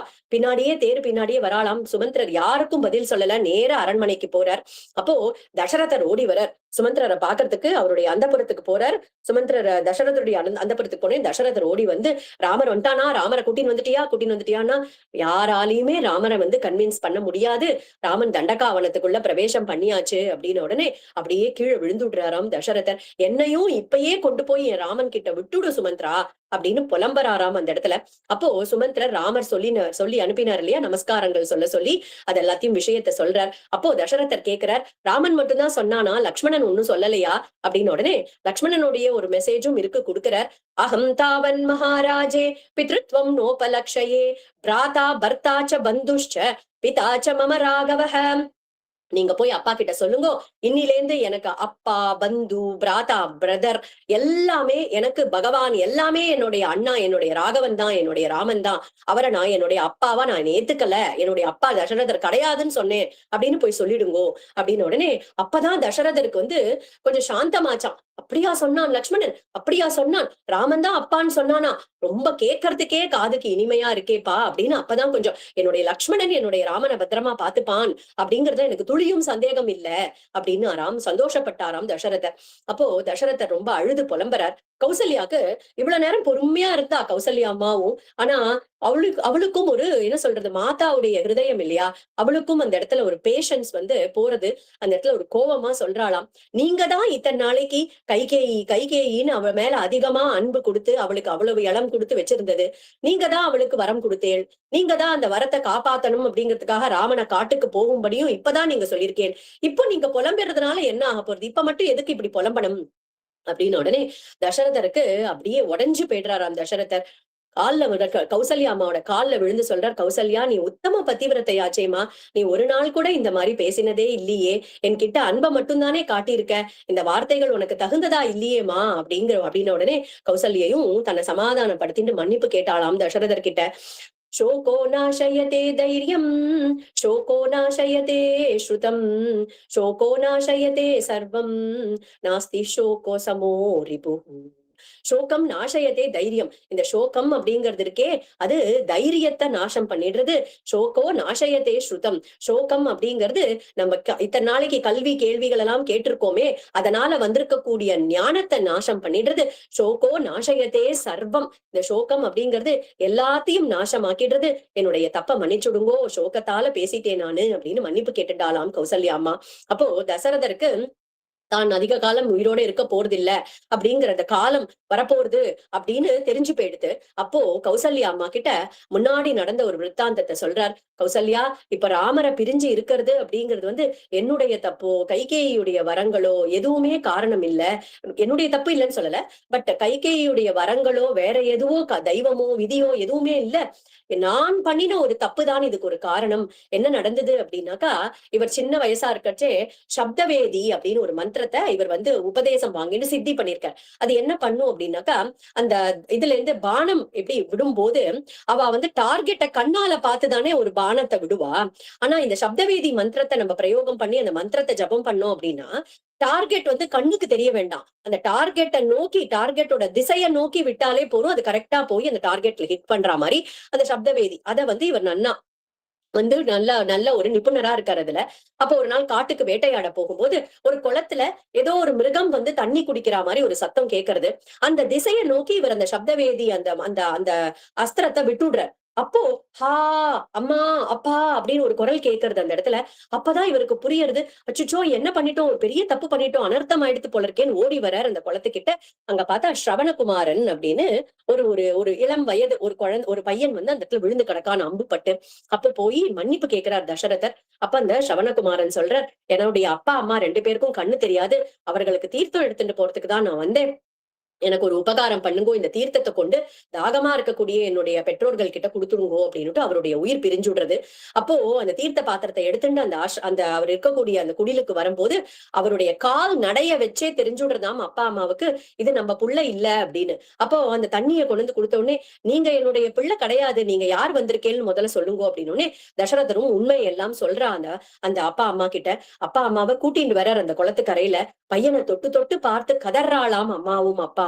அப்போ இதுக்கு மேல எங்களுக்கு உயிரோட இருக்கணும்ன்ற எந்த ஆசையும் இல்லை அப்படின்னுட்டு அவர்களும் தங்களுடைய உயிரை விட போறார்கள். ஆனா உயிரை விடுறதுக்கு முன்னாடி அவ சொல்றா, நாங்க எப்படி எங்களுடைய புள்ளைய பிரிஞ்சு நாங்க புத்திர சோகத்தால நாங்க இப்ப மரணம் அடையறோமோ அதே புத்திர சோகம் உன்னைக்கும் ஏற்படும், நீயும் உன்னுடைய புள்ளைய பிரிய வேண்டிய காலம் வரும் அப்படின்னு அந்த பெற்றோர்களுடைய சாபம் எனக்கு இருக்குமா, அதனாலதான் இப்ப இவனை பிரிய வேண்டியது ஆயிடுத்து, ராமனை பிரிய வேண்டியது ஆயிடுத்து அப்படின்னுட்டு. அப்ப கௌசல்யா அன்னைக்கு அவரை சமாதானப்படுத்துறாராம். ஏன்னா இப்படி அழுது புலம்பி அவருடைய உயிர் பிரிஞ்சுட போறதேன்னு பயந்துண்டு கௌசல்யா சமாதானப்படுத்துறார். அப்போ தசரதர் சொல்றார், திரக்ஷ்யாமி கதா ஸ்ரீராமச்சந்திரம் ஸ்ருதஜன பாலன சத்குண சாந்திரம் கர்ணாந்த தீர்க கமலநயனம் கருணா சிந்தும் திரக்ஷ்யாமி கதா. திரக்ஷ்யாமி கதா அப்படின்னா அதே 2 வார்த்தைகள் திரும்பி திரும்பி வரும் இந்த அழகான ஒரு கீர்த்தனம். ஸ்ரீ ஸ்ரீ அண்ணாவோட கீர்த்தனத்துல திரக்ஷ்யாமி கதா எப்போ பாப்பேன், காது வரைக்கும் நீண்டிருக்குமே கமலமாட்டம் இருக்கக்கூடிய என்னுடைய ராமனுடைய கண்கள் கருணா சிந்துவாச்சே, அப்படிப்பட்ட ராமனை நான் எப்ப பார்க்க போறேன். காலமேக சம ஷியாம சுந்தரம் கௌசல்யானந்தனம் திரக்ஷ்யாமி கதா. இந்த கௌசல்யக்கு ஆனந்தத்தை கொடுக்கக்கூடிய அந்த புத்திரனை நான் எப்ப பார்க்க போறேன்னு புலம்பிண்டே இருக்கார். கௌசல்யக்கும் கொஞ்சம் கண்ணு அசந்து போயிடுறது. கௌசல்யும் சுமித்ரையும் தூங்கி போயிடுறா. காட்டால எழுந்து பாக்குறா 2 பேரும். தசரதர் ராமரோட கலந்துட்டார் அப்படிங்கிறது தெரியறது. உயிர் பிரிஞ்சிருக்கு. கதறி அழறார்கள் 2 பேரும். அதுக்குள்ள வசிஷ்டருக்கு விஷயம் தெரிஞ்சு பரதனுக்கு செய்தி சொல்லி அனுப்புறார். அப்போ அன்னைக்கு கார்த்தால எழுந்துக்கும் போது ஒரு துஸ்வப்னத்தோட தான் பரதனுமே எழுந்துக்கிறார். என்னமோ மனசுக்கு கஷ்டமா இருக்கு, கிளேஷமா இருக்கு சத்ருக்னா அப்படின்னு சொல்லிட்டே இருக்கும் போதே இந்த தூதர்கள் வந்துட்டும் உடனே வசிஷ்டர் உங்களை கூட்டிட்டு வர சொல்லியிருக்காரு அப்படின்னு உடனே கிளம்பி ஓடி வராலாம். அப்போ பரதன் வரும்போது பார்த்தாக்கா அயோத்தியை உள்ள வரும்போது எல்லாரும் அப்படியே முகத்துல அரைஞ்சா மாதிரி எல்லாரும் டப்பு டப்புன்னு கதவை சாத்தரா. அப்படியே அயோத்தியே பொலிவே இல்லாம இழந்து போய் அப்படி ஒரு சோகத்துல மூழ்கி இருக்கு. இதெல்லாம் பார்த்துட்டு பரதனுக்கு ரொம்ப மனசுக்கு கிளேஷமா இருக்கு. ஓடுறார் கைகேயியுடைய அந்தப்புறத்துக்கு. அங்கதான் அப்பா இருப்பா, முதல்ல போய் அப்பாவை பாக்கணும்னு ஓடுறாராம். அங்க போனா கைகேயி அம்மா மட்டும்தான் இருக்கா. கைகேயி ஓடி அவனை பரதனை ஆலிங்கனம் பண்ணிட்டு, எங்க அப்பா எப்படி இருக்கா, எங்க அண்ணா எப்படி இருக்கா அப்படின்னு குஷலம் விசாரிக்கிறாளாம். அதெல்லாம் இருக்கட்டும், முதல்ல அப்பா எங்கன்னு சொல்லுங்கோ, அப்படின்னு உடனே நீ உட்காரு பரதா, நீ முதல்ல உட்காருன்னு சொல்லிட்டு கைகேயி என்ன வார்த்தை சொல்றானா, எல்லாரும் ஒரு நாளைக்கு எங்க போனோமோ அங்க போயிட்டாருப்பா உங்க அப்பாவும் அப்படின்னு உடனே பரதரால அவருடைய காதை நம்ப முடியல. நீ என்னமா சொல்ற, என்ன சொல்ற அப்படின்னு, ஏன் என்ன ஆச்சு அப்பாக்கு அப்படின்னு உடனே, ஒண்ணும் இல்லப்பா, ராமனை பிரிஞ்ச துக்கத்துல அந்த விரகத்திலேயே போயிட்டாரு உங்க அப்பா. இது இடி மேல இடியா விழறது பரதனுக்கு. என்ன ஆச்சு, எங்கதான் போனார் ராமன், ஏன் தான் ராமர் எங்க கிளம்பி போனார் அப்படின்னு உடனே தன்னுடைய 2 வரங்கள் நடந்த விருத்தாந்தங்கள் எல்லாத்தையும் எடுத்து சொல்றாளாம் கைகேயி. கைகேயி சொன்ன உடனே பரதனுக்கு மனசு உடைஞ்சு போயிடுறது. பரதன் சொல்றார், கிம் நு காரியம் ஹதஸ்யேக மம ராஜ்யேன சோசதஹ விஹீனஸ்யாத பித்ராச்ச பிராத்ரா பித்ரு சமேனச்ச. எங்க அப்பா போயாச்சு, தசரதர் கிளம்பி போயாச்சு, அப்பாக்கு சமமா இருக்கக்கூடிய அண்ணாவும் காட்டுக்கு கிளம்பி போயாச்சு. இனிமே இந்த ராஜ்யத்தால எனக்கு என்ன பலன்? அப்பாவா இருந்தாலும் சரி, அம்மாவா இருந்தாலும் சரி, குருவானாலும் சரி, யாரா இருந்தாலும் சரி, யார் பகவான் கிட்டேந்து நம்மள பிரிக்கிறாளோ அவாதான் நிஜ சத்ருக்கள் அப்படிங்கறத புரிஞ்சுக்கணும். இது பாகவதத்திலயும் வருது. குரு ந சத்யா ஸ்வஜனோ ந சஸ்யாத் பிதா ந சஸ்யாத் ஜனனீ ந சாஸ்யாத் தெய்வம் ந தத்ஸ்யாத் ந பதிச்ச சாஸ்யாத் ந மோச்சயேத்ய சமுபேத மிருத்யும். குருன சஸ்யாத் பிதான சஸ்யாத். குரு குரு இல்ல, அப்பா அப்பா இல்ல, அம்மா அம்மா இல்ல, பிதா பிதா பதி பதி இல்ல. எப்போ அப்படின்னாக்கா, நம்மள பகவான் கிட்டேந்து ஒருத்தர் பிரிக்கிறார் அப்படின்னா அவ பந்துக்கள் கிடையாது, அவ சத்ருக்கள் அப்படிங்கறத புரிஞ்சுக்கணும் அப்படின்றது பாகவதத்திலயும் வருது. அதனால்தான் பிரகலாதன் பார்த்தாக்கா நாராயணன் நினைக்க கூடாது, நாராயண நாமத்தை சொல்லக்கூடாது அப்படின்னு சொன்ன அப்பா வார்த்தையை அவர் கேட்கல இல்லையா. அதே மாதிரி மகாபலி சக்கரவர்த்திக்கு அவருடைய குருவா இருக்கக்கூடிய சுக்கராச்சாரியார் சொல்றார், இது பிராமண புள்ள கிடையாதுப்பா, இது சாட்சாத் நாராயணன் இவனுக்கு கொடுக்காத தானத்தை அப்படின்னு சொல்லும் போது அவரும் நான் கேட்க மாட்டேன், நான் தானம் தான் கொடுப்பேன், பகவானா இருந்தாதான் தானமே கொடுப்பேன் அப்படின்னு சொல்லிட்டு கொடுக்குறார் இல்லையா. அதே மாதிரி விபீஷணன் அடுத்தது பின்னாடி வரப்போறது.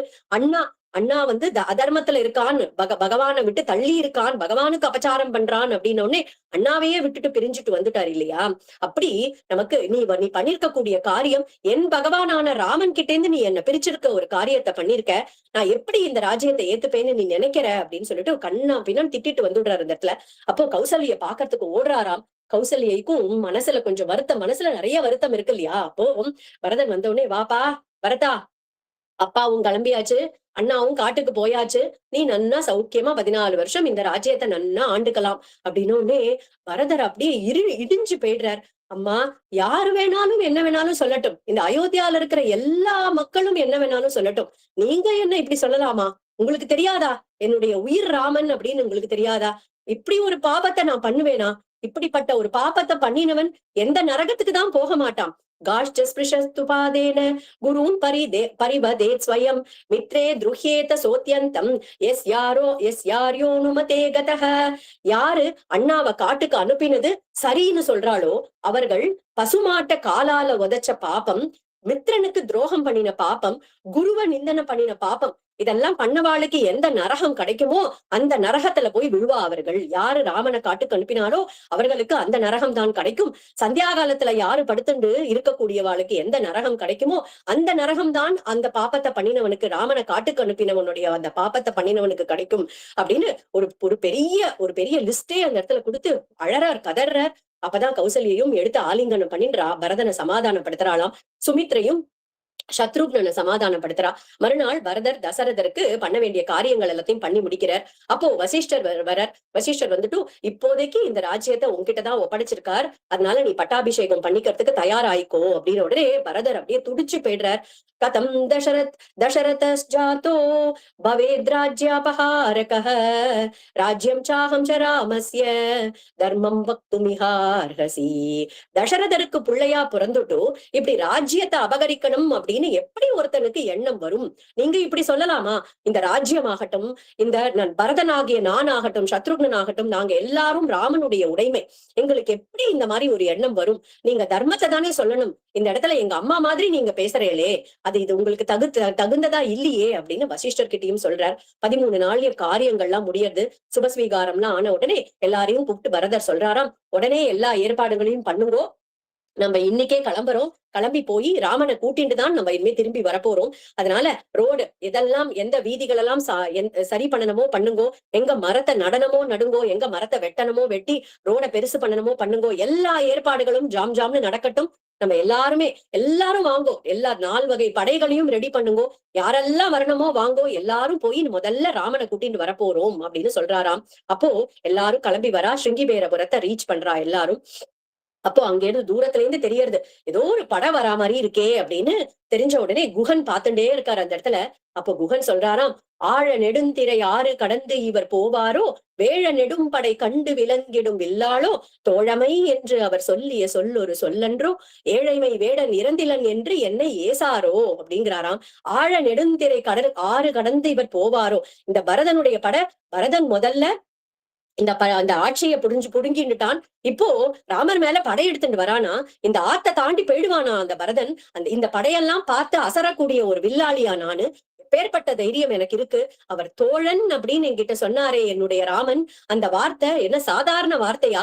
அப்படி சொல்லியிருக்கக்கூடிய வார்த்தையை நான் பொய்யாக்கிடுவேனா? இந்த பரதன் என்னை தாண்டி போயிடுவானா அப்படின்னு கோவத்தோட காத்துட்டு இருக்கார். அப்போ அந்த இடத்துக்கு கூட்டின் வராராம் சுமந்திரர். கூட்டின் வந்துட்டு குஹனை இன்ட்ரோடியூஸ் பண்ணி வைக்கிறார் பரதன். அப்படியே பரதன் கீழே தலையை குனிஞ்சுட்டு இருக்கார், நிமிந்தே பார்க்கல. சொல்றாராம், கங்கை இருகரை உடையான். இந்த 2 பக்கம், இந்த கங்கைக்கு 2 கரை இருக்கேப்பா, இதுக்கு இந்த 2 கரையில இருக்கக்கூடிய எல்லா ஊர்களும் இந்த குஹனுக்கே சொந்தமானது.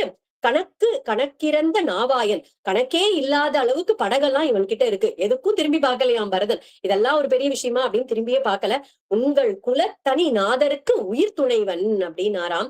அந்த வார்த்தையிலதான் நிமிர்ந்தாராம் பரதன். உங்கள் குலத்தனி நாதருக்கு உயிர் துணைவன், உன்னுடைய ராமனுக்கு உயிர் துணைவன் பா இந்த குகன் அப்படின்னோடனே அப்படியே நிமிர்ந்து பாக்குறாராம் பரதன் குகனை. அப்பதான் குகனும் பரதனை கிட்ட பாக்குறார். அந்த இடத்துல பார்த்தாக்கா அப்படியே ஒரு மூஞ்சியெல்லாம் அப்படியே பொலி விழுந்து, அப்படியே கண்ணெல்லாம் வீங்கி போய் அப்படி ஒரு பரிதாபமான கோலத்துல இருக்கக்கூடிய பரதனை அப்பதான் பாக்குறார் குகன். பார்த்துட்டு, நம்பியும் என் நாயகனை ஒக்கின்றான், அயல் நின்றான் தம்பியையும் ஒக்கின்றான், தவவேடம் தலை நின்றான், துன்பம் ஒரு முடிவு இல்லை, திசை நோக்கி தொழுகின்றான், எம்பெருமான் பின் பிறந்தார் இழைப்பரோ பிழைப்பு என்றான் அப்படின்னு அழகா சொல்றார் கம்பர் இந்த இடத்துல. பரதன் நம்பியும் என் நாயகனை ஒக்கின்றான். இந்த பரதனை பார்த்தா என் ராமன் நாயகனை பாக்குற மாதிரி இருக்கு, அங்க தள்ளி நிக்கக்கூடிய சத்ருகனனை பார்த்தா லக்ஷ்மணனை பாக்குற மாதிரி இருக்கு. ராமருடைய தம்பிகள் எப்படி தர்மத்தை மீறுவார்கள்? கண்டிப்பா இது ராமன் போன திசையை நோக்கியே நமஸ்காரம் பண்ணிட்டே இருக்கான் இந்த பரதன். இப்பேற்பட்ட தம்பிகள், ராமனுடைய தம்பிகள் எப்படி தவறிழைப்பார்கள் அப்படிங்கிறானாம். அப்பதான் குகனுக்கு புரியுறது, பரதனுக்கு ராஜ்யத்துல எந்த ஆசையும் இல்ல, ராமரை கூட்டிட்டு போறதுக்காக தான் வந்திருக்காய்வா எல்லாரும் அப்படின்னு சொல்லிட்டு தன்னோட தப்ப நினைச்சு ரொம்ப வருத்தப்படுறானாம். அப்ப குகன் ராமரும் சீத்தையும் அன்னைக்கு ராத்திரி படுத்துண்டா இல்லையா, அந்த இடத்தெல்லாம் கூட்டிட்டு போய் காமிக்கிறாரு. இங்கதான் ராமர் படுத்துண்டார், இங்கதான் சீத்தை படுத்துண்டார் அப்படின்னு அந்த இடத்துல விழுந்து விழுந்து நமஸ்காரம் பண்றாராம் பரதன். அம்மாக்கள் எல்லாமும் கூப்பிட்டு சொல்றாரு அந்த இடத்துல, இங்கதான் ராமன் படுத்துண்டாராம், இங்கதான் மன்னி படுத்துண்டாளாம் அப்படின்னு காமிக்கிறாளாம் அந்த இடத்துல. என்னைக்கு கிளம்பி போனாலும் ராமனும் சீத்தையும் அன்னிலேந்து ராமநாமம் தான் நடந்துட்டு இருக்காமா, அகண்ட நாமா நடந்துட்டு இருக்காம அந்த இடத்துல. குகன் சொல்லியிருக்காரு, இந்த இடத்துல ராமநாமா பண்ணிட்டு இருங்கோ, ராமன் திரும்பி வர வரைக்கும் ராமநாமா நடக்கணும் அந்த இடத்துல அப்படின்னு சொல்லியிருக்காராம். அப்படி அகண்ட நாமா நடந்துட்டு இருக்கு. அப்போ ஒரு பிரதிஜை எடுத்துக்கிறார் பரதன் அந்த இடத்துல. இன்னில இருந்து நான் வெறும் பழம் குழங்குகள் இதை மட்டும்தான் சாப்பிட்டு ஒரு மரவுரி, எங்க அண்ணா எப்படி மரவுரி தரிச்சுட்டு இருக்காரோ தரிச்சுட்டு பூமியில தான் நான் படுத்துப்பேன் அப்படின்னு ஒரு பிரதிஜை பண்றார். அப்போ குகன் சொல்றாராம், தாய் உரை கொண்டு தாதை உதவிய தரணி தன்னை தீவினை என நீத்து சிந்தனை முகத்தில் தேக்கி போயினை என்று பொழுது புகழினாய், தன்மை கண்டால் 1000 ராமர் நின்கேள் ஆர்வரோ தெரியணும்மா அப்படிங்கிறாராம். 1000 ராமன் வந்தா கூட உனக்கு சமமாக மாட்டாப்பா பரதா அப்படின்னு சொல்றாராம். முதல்ல எப்படி நினைச்சார், இப்ப எப்படி டிரான்ஸ்பார்ம் ஆயிருக்கார் அப்படின்னா, அந்த பரதருடைய ஒரு பரிதாபமான ஒரு கோலம் எப்படி இருந்திருக்கணும், அவருடைய ராம பக்தி எப்படி இருந்திருக்கணும் இல்லையா. பரதனுடைய ராம பக்தி, ஒரு பக்தனுடைய பக்தி அவளுக்கு தானே, இன்னொரு பக்தனுக்கு தானே தெரியும். அப்படி 1000 ராமன் என் கேள் ஆர்வரோ தெரியணும்மா அப்படின்னாராம். அப்போ அங்க இருந்து கிளம்புறா, குகன் கிட்ட இருந்து விடை பெற்று பரதன் கிளம்பி வரார். அப்போ அந்த இடத்துல எந்த ஆலம்பால்ல இருந்து ராமர் ஜடாமுடி தரிச்சுட்டாரோ அதே ஆலமரத்துல இருந்து பாலை எடுத்துன்னு பரதரும் தன்னுடைய தலையில அந்த ஆலம்பாலை தடவிண்டி அந்த இடத்துல தவ வேடத்தை ஏத்துக்கிறாராம் அந்த இடத்துல. அப்போ பரத்வாஜருடைய ஆசிரமத்துக்கு சேர்றா. அங்கேயும் பரத்வாஜர் கொஞ்சம் குத்தலாதான் பேசுறாரு. என்னப்பா பரதா, ஆட்சியெல்லாம் நல்லா போயிட்டு அப்படிங்கிறார். அப்போ அவர் காலையும் விழுந்து க்ஷமாபணம் கேட்டுண்டு, எங்க அம்மா பண்ணின தப்பு, நான் இந்த தப்ப பண்ண மாட்டேன், ராமனை கூட்டிட்டு போறதுக்காக வந்திருக்கேன் அப்படின்னு உடனே அவரும் சொல்றாராம், ராமனுடைய வனவாசத்தால தேவர்களுக்கும் ராட்சசர்களுக்கும் ரிஷிகளுக்கும் ஒரு பெரிய பெரிய க்ஷேமம் உண்டாக போறது, அதனால நீ உங்க அம்மாவை திட்டாத அப்படின்றார். அப்போ பரத்வாஜர் சொல்ற, ராமர், சீதை, லக்ஷ்மணர் எல்லாரும் சித்திரக்கூடத்துல இருக்கா அப்படிங்கிற விஷயத்த சொல்றா. எல்லாரும் சித்திரக்கூடத்துக்கு போறாளாம். அம்மா படைகள் எல்லாத்தையும் ஒரு இடத்துல இருக்க வச்சுட்டு சத்ருக்னனை மட்டும் கூட்டிட்டு கிளம்பி வரா. ராமரை தேடிண்டு பரதனும் சத்ருக்னனும் வரா. அப்போ பெரிய படையே கூட்டின்னு வந்திருக்கா இல்லையா, அதனால ஒரே ஆரவாரமா இருக்கு, ஒரே சத்தமா இருக்கு. அப்போ லக்ஷ்மணர், சீதை, ராமருக்கெல்லாமும் அந்த சத்தம் கேட்கறது. லக்ஷ்மணர் என்ன பண்ணானா, ஒரு குடுகுடுன்னு ஒரு பெரிய மரத்து மேல ஏறிண்டு பாக்குறார். அப்ப கீழே அங்கிருந்து கத்துறார், அண்ணா நம்மளுடைய அயோத்தி கொடிதான் தெரியறது, நம்ம அயோத்தியோட படைதான் வருது, பரதன் தான் வரான் போல இருக்கு, நீங்க மன்னிய கூட்டிட்டு பர்ணசாலைக்குள்ள போங்கோ, இந்த பரதனை உண்டு இல்லைன்னு நான் பாக்குறேன் அப்படின்னு உடனே ராமருக்கு மனசு ரொம்ப கஷ்டமாயிடுறது. கொஞ்சம் கோபமும் வந்துடுறது லக்ஷ்மணன் மேல. எனக்கு பரதன் யாரு, பரதன் எப்பேற்பட்டவன் அப்படிங்கிறது என்னுடைய மனசுக்கு தான் தெரியும். பரதன் இங்க சண்டை போடதான் வரான் அப்படின்னு எப்படி உனக்கு தெரிஞ்சது, அவன் என்ன பண்ணினா முன்னாடி, அதை எதை வச்சுட்டு நீ அப்படி சொல்ற, பரதன் அப்படி நினைச்சுடுவானா?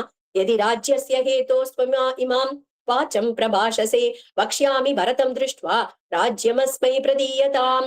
உனக்கு ஒருவேளை அந்த அயோத்தியா ராஜ்யத்து மேல ஒரு ஆசை இருக்கும்னா சொல்லு, இப்ப பரதன் வந்த உடனே அந்த ராஜ்யத்தை உன்கிட்ட ஒப்படைக்க சொல்ற, நீ போய் ராஜ்யத்தை பாத்துக்கோ, பரதன் என் கூட வரட்டும் அப்படின்னு உடனே அப்படியே லக்ஷ்மணருக்கு கூனி குறுகி போயிடுறதாம். அப்படியே தலையை குனிஞ்சுண்டு நிக்கிறார். தெரியாம சொல்லிட்டேன் அண்ணா, மன்னிச்சுக்கோங்கோ அப்படின்னு மன்னிப்பு கேட்கிறாராம் அந்த இடத்துல. அப்போ பரதர் ஒரு இடத்து பாக்குறார், ஒரு இடத்துல வந்து ஒரு பர்ணசாலை மேல இருந்து புகை வரத பாக்குறார். ஆஹா, நிச்சயமா இங்க இது அண்ணாவுடைய பர்ணசாலை குடிலாதான் இருக்கணும், அந்த இடத்துலதான் நம்ம அங்கதான் அண்ணா இருக்கணும் அப்படின்னு சத்ருக்னுடைய கையை அப்படி பிடிச்சுட்டாராம். சின்ன குழந்தைகள் கையை பிடிச்சுன்னு எப்படி ஓடி வரும் அந்த மாதிரி ஓடி வராராம். சொல்லிண்டே வராராம் சத்ருக்னன் கிட்ட, யாவன்ன ராமம் திரக்ஷ்யாமி லக்ஷ்மணம் வா மகாபலம் வைதேகீம் வா மகாபாகம் நமே சாந்தேர் பவிஷ்யதி. எந்த க்ஷணம் என்னுடைய கண்கள் ராமனையும் லக்ஷ்மணையும் சீதையும் பாக்குறதோ அது மட்டும் எனக்கு சாந்தி அப்படிங்கிறது கிடையாது. யாவன்ன சரணௌ பிராத்துஹு பார்த்திப வியஜனான்விதௌ பிரகிருஹிஷ்யாமி சிரசா நமே சாந்திர் பவிஷ்யதி. அந்த அண்ணாவுடைய கால்கள் திருவடிகளை எடுத்து என்னுடைய தலையில வச்சுக்காம அது வரைக்கும் எனக்கு சாந்தி கிடையாது. யாவன்ன ராஜ்யே ராஜ்யார்ஹ பித்ருபைதா மகேஸ்திதஹ அபிஷேக ஜலக்லின்னோ நமே சாந்திர் பவிஷ்யதி. அண்ணாவுக்கு பட்டாபிஷேகம் பண்ணி அந்த தீர்த்தத்தை எடுத்து என்னுடைய தலையில புரோக்ஷணம் பண்ணிக்கிற வரைக்கும் எனக்கு சாந்தி கிடையாது சத்ருக்னா அப்படின்னு அந்த இடத்துல இருந்து கிளம்பி ஓடி வரார். அப்போ ராமர் பர்ணசாலையில அப்படி உட்கார்ந்துட்டு இருக்காரு, ஒரு காலை மடிச்சு போட்டு ஒரு காலை கீழே விட்டுட்டு உட்கார்ந்துட்டு இருக்காராம். ஓடி போறார் பரதர், ஓடி போய் கால்கள்ல விழறார். அப்போ பாக்குறார், மர உரி தடிச்சுண்டு ஜடாமுடியோட கால்ல வந்து விழுந்திருக்கக்கூடிய பரதனை பார்த்தாராம் ராமர். பரதனை எழுப்பி என்ன மடியில உட்காத்தி வச்சுட்டாராம், குழந்தைய இங்க வா அப்படின்னு மரதனை மடியில உட்கார வச்சுட்டு ராமர் நிறைய விஷயங்கள் நிறைய கேள்விகள் கேட்கிறார் அந்த இடத்துல. அப்பா தசரதர் எப்படி இருக்கார், உடம்பு சாதாரணமா இருக்காரா, அப்பாவை பத்திரமா நீ பாத்துக்கிறியா, இங்க இக்ஷ்வாகு குலத்துல குருவா இருக்கக்கூடிய வசிஷ்டர் கிட்ட மரியாதையா நடந்துக்கிறியா, கௌசல்யா அம்மா, சுமித்ரா அம்மா, கைகேயி அம்மாவெல்லாம் சௌக்கியமா இருக்காளா பாத்துக்கிறியா, அப்பா அம்மா தேவதைகள் குருக்கள் பந்துக்களுக்கு எல்லாம் பண்ண வேண்டிய மரியாதைகள் சுஷ்ரூஷைகள் எல்லாம் பண்ணிட்டு இருக்கியா, தனியா நீ எதுவும் முடிவெடுக்காம இருக்கியா, மந்திர ஆலோசனை பண்ணி முடிவெடுக்கிறியா, அதுக்காக எல்லாரையும் கூட்டி வச்சுட்டு ஆலோசிக்காம இருக்கியா, அப்புறம் ஃபியூச்சர்ல பண்ண போற விஷயங்கள் பிளான் பண்ணும்போது எல்லார்கிட்டயும் சொல்லாம இருக்கியா, மந்திரிகள்லாம் லஞ்சம் வாங்காம இருக்காளா, அளவுக்கு மீறி வரி வசூல் பண்ணாம இருக்காளா, சேனைகளுக்கு எல்லாம் சேர வேண்டிய சம்பளத்தை எல்லாம் ஒழுங்கா கொடுத்துட்டு இருக்கியா, இப்படி நிறைய டீட்டெயில்டா கேட்கிறார். எப்படி ஒரு ராஜா நடந்துக்கணும், ராஜ தர்மம் அப்படின்னு சொல்றோம், சத்திரிய தர்மம் சொல்றோம் இல்லையா, அதை எடுத்து காமிக்கிறார். அந்த முழு சாப்டர்லயும் அத்தனை கேள்விகள் கேட்கிறார். ராமஸ்ய வச்சனம் ஸ்ருத்வா பரதஹ பிரத்யுவாச்சஹ கிம்மே தர்மாத் விஹீனஸ்ய ராஜதர்மஹ கரிஷ்யதி. பரதர் சொல்ற, அண்ணா தர்மத்தில இருந்து தவறிட்ட எனக்கு இந்த ராஜ்ய பொறுப்புகளால என்ன பயன் கிடைச்சிடும், நம் குலத்துல ஒரு வழக்கம் இருக்கே உங்களுக்கு தெரியாதா, அண்ணா இருக்கும்போது தம்பி முடிசூட்டிக்கலாமா, இந்த ராஜ்ய பாரத்தை எப்படி என்னால ஏத்துக்க முடியும், அதனால நீங்க உடனே திரும்பி வரணும், அயோத்தியைக்கு திரும்பி வரணும், பட்டாபிஷேகம் பண்ணிக்கணும். கே கயஸ்தே சமயிது त्वयि चारण्यमाश्रिते दिवमार्यो गतो राजा याय जूकः सतामतः. நான் கேக்கைய ராஜ்யத்துல இருக்கும்போது நீங்களும் வனவாசத்துக்கு கிளம்பிட்டேன், நம்முடைய அப்பா தசரத சக்கரவர்த்தி ஸ்வர்க்கத்தை அடைஞ்சுட்டார் அப்படிங்கறத அப்பதான் சொல்றார். त्वामेव शोचं स्तव दर्शने सुः त्वयैव सक्ताम् अनिवर्त्य बुद्धिं त्वया विहीनस्तव शोकरुग्णः त्वां संस्मरन् अतिस्मितः पिता ते. உங்களோட பிரிவு தாங்க முடியாம உங்களையே நினைச்சுண்டு அப்பா தன்னுடைய உயிரை விட்டுட்டாரு. அப்போ எப்போ வந்து உங்களை திரும்பி பார்க்க போறோம் கதறிண்டே அப்பா இந்த லோகத்தை விட்டுட்டு போயிட்டாரண்ணா அப்படின்னு சொன்ன உடனே பரதனுடைய வார்த்தைகளை கேட்டு அப்படியே மூர்ச்சையாயி கீழே விழுந்துட்டாராம் ராமன். கொஞ்ச நேரத்துல மூர்ச்சை தெளிஞ்சு எழுந்துக்கிறார். நம்ம அப்பா தசரதர் இல்லாத அயோத்தியைக்கு இனிமே நான் வந்து என்ன பண்ண போறேன்? அப்பாக்கு கடைசி காரியம் கூட பண்ண முடியாத ஒரு பாப்பி, ஒரு ஒரு ஒரு இப்படிப்பட்ட ஒரு பாப்பி ஆயிட்டேனே நானு. அஹோ பரத சித்தார்த்தோ ஏன ராஜா த்வயா நக சத்ருக்னேன ச சர்வேஷு பிரேத கிருத்தியேஷு சத்கிருதஹ. நீயும் சத்ருக்னன் தானும் பா, 2 பேரும் தான் பாக்கியசாலிகள் பா. அப்பேற்பட்ட சக்கரவர்த்திக்கு நம்ம அப்பாக்கு கடைசி காரியம் பண்றதுக்கு உனக்கு தானே கிடைச்சது. நாங்க கிடைக்காம நாங்க இங்க வனவாசத்துக்கு வந்துட்டோமே அப்படின்னு 4 பிராத்தாக்களும் கதறி அழறாளாம் அந்த இடத்துல. அப்போ ராமர் சீத்தையும் லக்ஷ்மணரையும் சமாதானப்படுத்திட்டு லக்ஷ்மணரை பார்த்து சொல்றார், இங்குதி அப்படின்னு ஒரு பழம் அந்த காட்டுல கிடைக்கும். அந்த பழத்தோட சாறை எடுத்துட்டு வா. நீ முதல்ல போ, பின்னாடி சீத்தை வரட்டும், அதுக்கு பின்னாடி நானும் வரேன். அப்பாக்கு பண்ண வேண்டிய காரியங்கள் எல்லாம் இந்த நதி கரையில் மந்தாகினி கரையிலேயே பண்ணலாம் வா அப்படின்னு சொல்லிட்டு அழைச்சிட்டு போறார். அப்போ மந்தாகினி நதிக்கு போயிட்டு அங்க எல்லா காரியங்களையும் பண்றாளாம். அப்போ அவர் சொல்றார், அப்பா இந்த இந்த சுத்தமான ஜலத்தை கொடுக்குறேன், இது உங்களை வந்து சேரட்டும். அதே மாதிரி இந்த இங்குதி பழத்தோட சார கலந்து பதரி பழத்தை உங்களுக்கு அர்ப்பணம் பண்றேன். ஏன்னா நம்ம என்ன ஆகாரம் டெய்லி எடுத்துக்கிறோமோ அததான் அந்த பித்ருக்களுக்கும் சமர்ப்பணம் பண்ணணும் அப்படின்றது இருக்கு. அதனால இதுதான் நாங்க இப்ப எங்களோட ஆகாரமா இருக்கக்கூடியது இதுதான். அதனால இதை உங்களுக்கு கொடுக்குறேன் அப்படின்னு அழுதுண்டே சொல்றாராம். அப்போ நாங்கெல்லாம் இப்ப சாப்பிட்டு இருக்கக்கூடிய உணவையே உங்களுக்கு கொடுக்குறோம் அப்படின்னோடனே அதுக்குள்ள வசிஷ்டர் கௌசல்யா எல்லா அம்மாக்களும் அந்த இடத்துக்கு வந்து சேர்ந்துடுறா. அப்போ அந்த இங்குதியால பண்ணப்பட்டிருக்கக்கூடிய அந்த பிண்ட பிரதானத்தை பாக்குறாளாம் அவ எல்லாரும். பார்த்துட்டு கௌசல்யா அம்மா சொல்றா, எப்பேற்பட்ட சக்கரவர்த்தி அந்த தசரத சக்கரவர்த்தி, அவருக்கு இந்த இங்குதி பழச்சாறு கலந்த ஒரு பிண்ட பிரதானம் பண்ணியிருக்கிறத பார்த்தா இன்னும் என்னுடைய ஹிருதயமானது 1000 பிளந்து வெடிக்கலையே, அது எப்படிப்பட்ட ஒரு ஆச்சரியமா இருக்கு அப்படின்றது எனக்கு புரியலையே அப்படின்னு கௌசல்யா அம்மா அந்த இடத்துல கதறி அழறாளாம். மற்ற சபத்னிகள்லாம் வந்து கௌசல்ய சமாதானப்படுத்தி கூட்டிட்டு போறா. அப்போ ராமலட்சுமணாலாம் வந்து அம்மாக்களுக்கு எல்லாம் நமஸ்காரம் பண்றாளாம். ராமர் பரதரை பார்த்து கேட்கிறார், ஜடாமுடியோடையும் மரவுரி தரிச்சுண்டும் இங்க வந்திருக்கியே, எதுக்காக இந்த கோலத்துல வந்திருக்க? ராஜ்யத்தை விட்டுட்டு எதுக்காக வந்த அப்படின்னு அப்போ பரதர் மந்திர சொன்னதை கேட்டுண்டு, கைகேயி இவ்வளவு பெரிய ஒரு பாபத்தை பண்ணிட்டா, நான் உங்களுடைய தாசன், இந்த ராஜ்யம் ஆகட்டும், நானும் சத்ருக்னன் ஆகட்டும், நாங்க 3 தம்பிகள் ஆகட்டும், எல்லாருமே உங்களுக்கு அதீனப்பட்டவா, உங்களுடைய உடைமைகள். நாங்கள் இந்த ராஜ்யத்தை நீங்க தான் ஏத்துக்கணும். இந்த ராஜ்ய பாரத்தெல்லாம் ஏத்துக்கிறதுக்கு எனக்கு எந்த ஒரு சாமர்த்தியமும் கிடையாது, எந்த யோகியதையும் கிடையாது. அதனால இதை ஏத்துண்டு நீங்க அயோத்திக்கு திரும்பி வரணும் அண்ணா அப்படின்னு பிரார்த்தனை பண்ணிக்கிறார் மறுபடியும்.